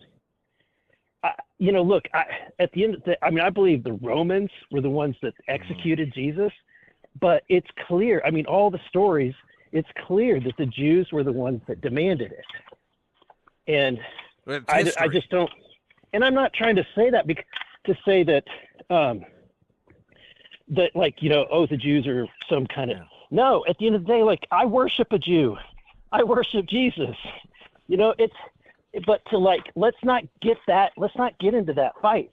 We are a people, Christians, who I respect and honor people of Jewish descent, because God chose them and Abraham and his descendants to bring salvation to the rest of the world and to send his message to the rest of the world. That is something to be honored and respected. But to add things like that, and international reference, is where it became completely problematic to me. And the problem is that that's a tough vote. I mean, it was a really tough vote, because you're basically being told either you basically what the speaker wanted us to do is just get past it. It's not going to become law. Just ignore it, and we'll move on. But Well, the aside from just the optics of it, the fear that if something like that did get put into law, if it did pass the Senate and Biden signed it, I mean, we just not too far back realized that the Patriot Act was being used against parents who show up at school board meetings. The idea that you won't have those same people who have sent undercover agents into the Catholic Church trying to turn choir leaders and others against the parishioners as informants, that they wouldn't use something like this to go after Christians. They're anti-Semitic because they say that, Right, yeah, because they read the Bible or hand out the Bible for that matter because it has those passages in there. Well, and then also this week, I mean, there are hearings that were focused on this administration and their attempt in using their power in order to stifle free speech. And so then you turn around and do something like this. I mean, it's just infuriating, and our best hope is that it just quietly goes away and everybody forgets about it and it doesn't go anywhere further. But hopefully some Republicans learn their lesson from this.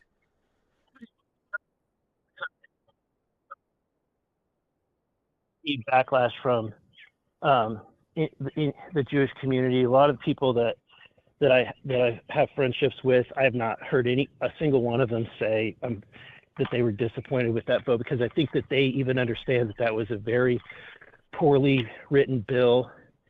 And regardless of the reference about, even if you disagree about the reference about Jesus, you have to recognize that we can't be putting into U.S. code definitions that are defined by a foreign entity. Yeah. We just can't do that. Congressman Burleson with us. Anything else on the radar people need to be aware of before we let you go this morning? Yeah, this is going to be a very tough week. Marjorie's bringing up the motion to vacate. Mm-hmm. And the problem is that, and I said this last week, but I came to the conclusion that it's not the best time to do it. There's no wins here, because at the end of the day, Johnson's done. The rest of the year is going to be messaging bills, quote unquote messaging bills, and there's no real damage that can be done. Now, having said that, here he is, he screwed up a messaging bill. Okay, so it's got me extremely frustrated. But I still think, I just don't get that.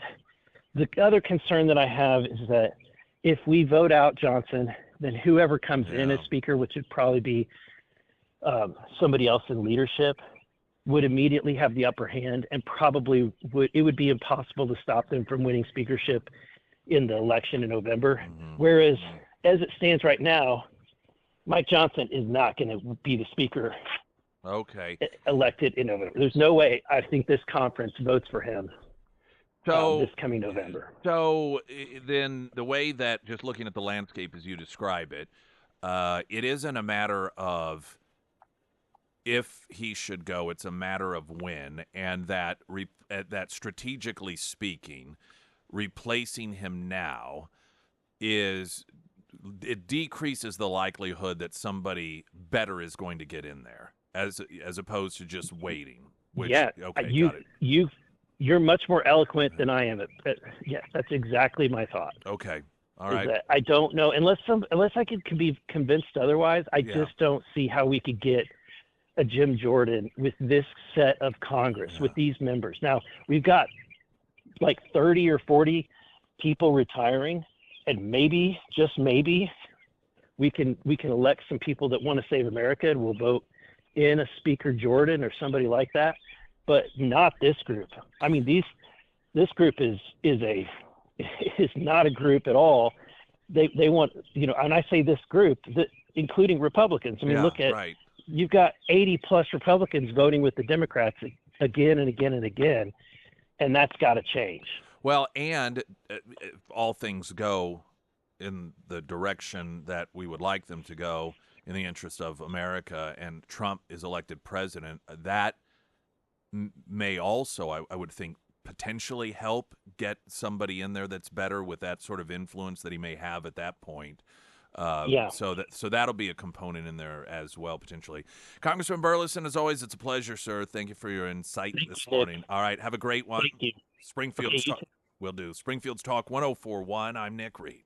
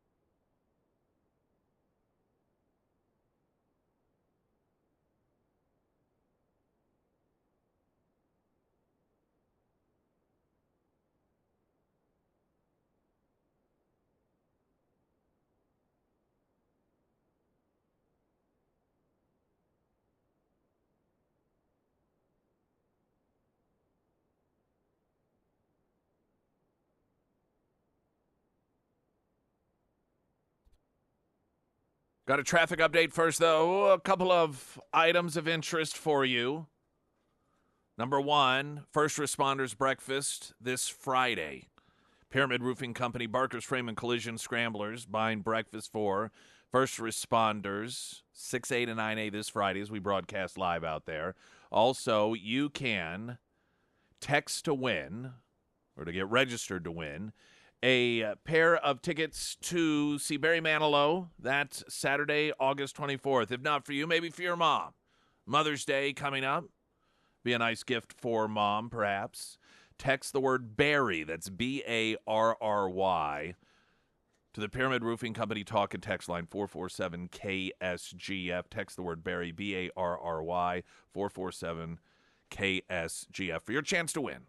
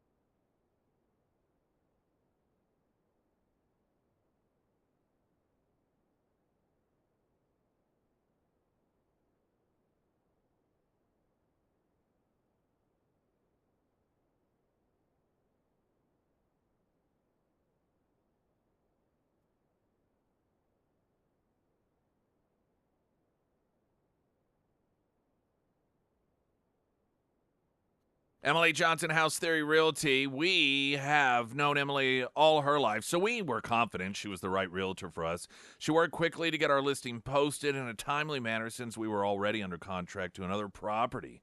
Emily was always available to show the property, meet contractors, stage an open house, answering all of the questions we had. Our house went under contract quickly thanks to her expertise. Selling real estate is not just a job, but also her passion, and that is exactly 100% right. Now, they reference the fact that they've known her entire life, so they knew that she would be the right fit. But that sort of service they got wasn't because they've known her whole life. It's because that's who she is. And you can see that, hear that, read that in the reviews from people who never even knew her until that first moment they met in order to have her help guide them through the house buying or house selling process. Emily Johnson, House Theory Realty.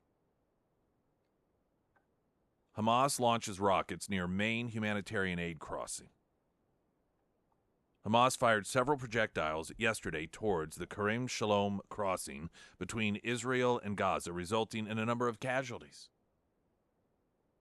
The Israeli Defense Forces noted that 10 projectiles, a.k.a. missiles, were launched from Rafah in southern Gaza towards the crossing, which they've temporarily closed for aid trucks going into Gaza. At least 10 people were injured in the attack, according to the Jerusalem Post. The IDF said Hamas launched the missiles approximately 350 meters from civilian shelters, and that the Israeli Air Force struck the launcher from which the projectiles were fired. The crossing in southern Gaza is the primary entry for humanitarian aid into the Strip. Over the course of the war, the humanitarian situation has continued to deteriorate, and experts believe Gaza is on the brink of famine. Israel has sought to allow more aid into Gaza in recent weeks, including by opening additional crossing for more aid. The United States has repeatedly pushed for Israel to do more to alleviate the humanitarian suffering for Palestinian civilians for months, but President Joe Biden, following an airstrike that killed 7 aid workers, threatened to condition future U.S. aid to Israel if they did not get more aid into Gaza. There are also concerns about ensuring that the aid actually gets to the civilian and is not diverted by Hamas or other terrorist entities, as it always is. State Department spokesman Matthew Miller said on Thursday, yesterday was the first major shipment of aid from Jordan over the new land route through Erez Crossing. The convoys from the Jordan military that brought the aid in unloaded the aid inside Gaza. It was then picked up by a humanitarian implement for distribution inside Gaza, and that aid was intercepted and diverted by Hamas on the ground in Gaza. So we already know. By the way, have we heard any condemnation? Have we heard condemnation of Hamas for stealing that aid? No. What do? We demand that Israel continue to deliver aid that we know is going to support Hamas, that we know is going to benefit Hamas. This isn't anything new, incidentally. Hamas takes the aid, uses it for itself as a terrorist organization, and then what is left over, they sell on the black market and use the money in order to buy more missiles, more rockets. This is how they operate.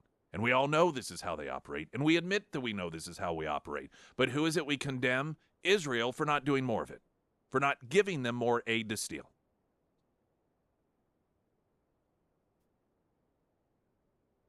Do we recall the outrage from the White House and the media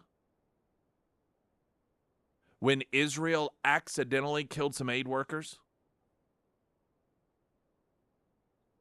That was used to further promote Hamas's efforts to get a ceasefire into place. Despite the fact that Israel was essentially leading the charge of responsibility. I mean, they called themselves out, and they punished the people who were responsible. Hamas, by the way, deliberately, this was a deliberate act. They deliberately fired missiles where they knew only humanitarian aid was coming through. Where's the outrage from the White House? Where's the outrage from the media? There's a very good chance that this is the first time you've even heard about this occurring because it doesn't get reported on, because it can't be used to bash the Jews, you see.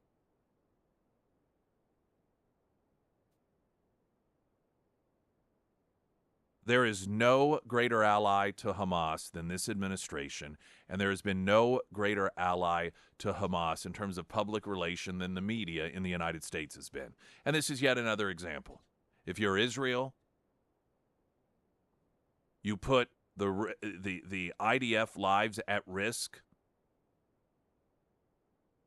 in order to, as best as possible, to protect civilians from being injured or killed. You provide humanitarian aid that you know the enemy is using, not for the civilians, but for themselves. And you get railed on. You get accused of genocide. Hamas deliberately launches missiles at humanitarian aid checkpoints. Not a word.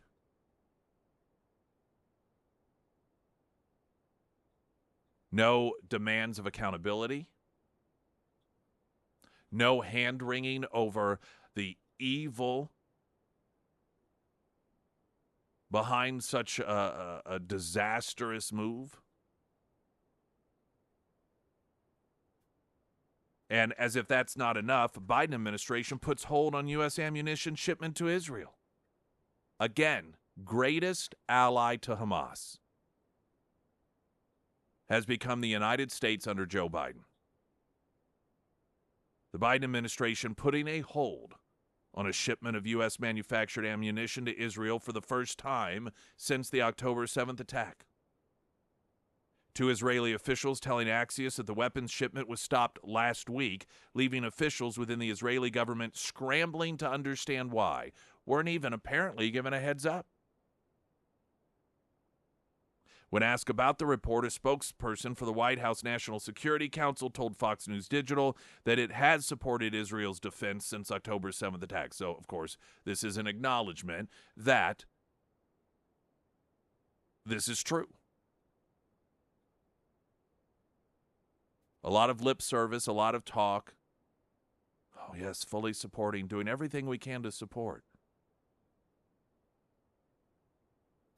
All of the while doing everything they can in terms of meaningful support to help Hamas get a ceasefire, to help Hamas get aid that helps benefit them, to help Hamas rebuild infrastructure that was destroyed in the retaliation for the terrorist attack launched, using U.S. tax dollars to do it. That being a port specifically.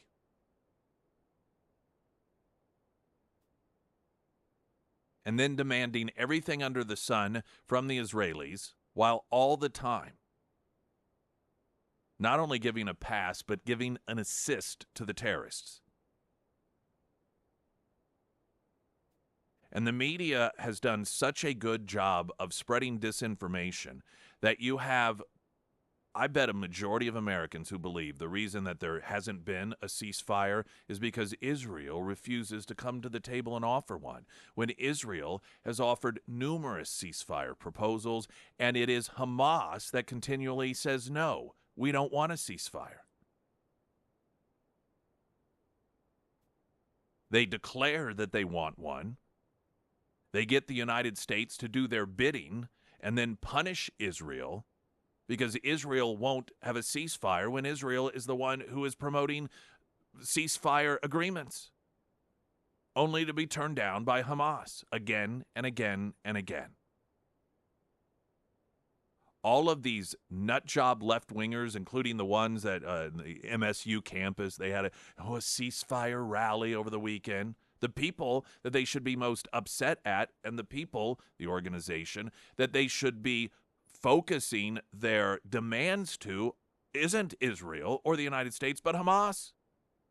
Because they are the ones who continue to refuse ceasefire agreement after ceasefire agreement after ceasefire agreement. But why let the truth get in the way, especially when you're on a campus that's supposed to be about enlightenment, learning and education and intellectualism? Why should any of those things actually in a meaningful way be present on the campus of MSU? Springfield's Talk 1041, I'm Nick Reed.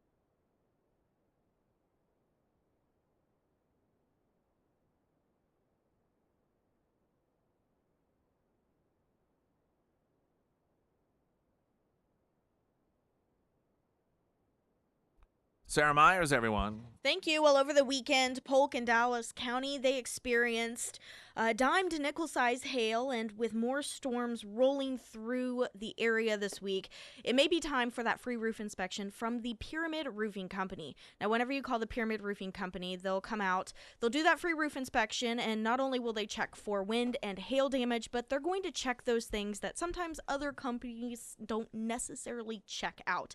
They take tons of photos and videos to show you what exactly they are seeing up there, and then they work through that process with you. Whether you need a whole new roof or just a simple roof repair, the Pyramid team, they're going to be upfront and honest with you, and then they work through that process, the insurance process, the design process. Their goal is to make that whole process just as simple as possible. So if it is time to schedule that free roof inspection, go ahead and give Josh a call today. You can find all of that contact information for the Pyramid Roofing Company under the Sarah's Endorsements tab at ksgf.com. When Congressman Burleson was on with us, he mentioned the way that Kristen Welker was really trying to nail down Tim Scott on, well, do you promise that you'll accept the results of the 2024 election? Do you promise? Do you promise? Do you promise?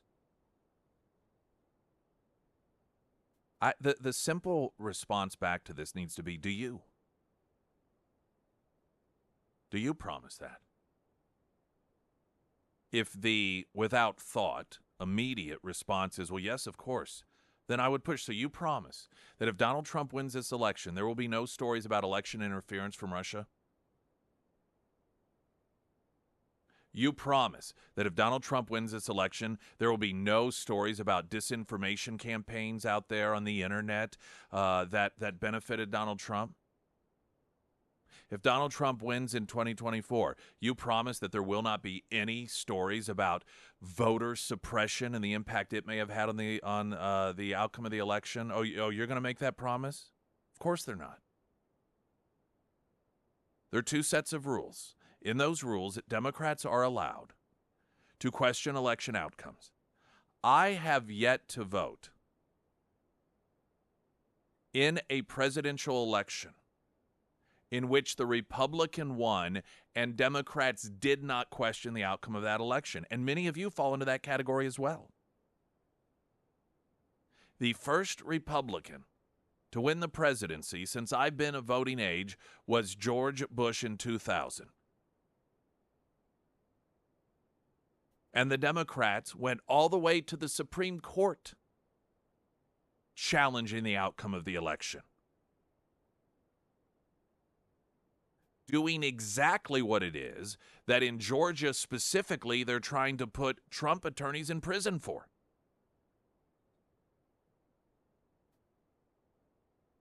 When Bush won in 2004, there were elected Democrats that wrote and signed a letter to the United Nations asking them to intervene because George Bush and Republicans stole the election from John Kerry, specifically citing Ohio as the state that they stole. Of course, Trump, I mean, how many, there were Democrats that refused to even acknowledge or go to the inauguration who were invited because he's not my president. He's Putin's president. Putin got him elected. Russian bots got him elected. There were riots. There were police officers attacked, police cars lit on fire, riots in the street. Of course, that's not an insurrection, even though those rioters fully admitted and held a press conference beforehand noting their whole purpose was to prevent Trump from being sworn in, to prevent the peaceful transition of power. None of those people sat in a Washington, D.C. jail for months on end without trial. None of those people were put on trial and sentenced to prison for 20 years. See, Democrats are allowed to do all of that stuff.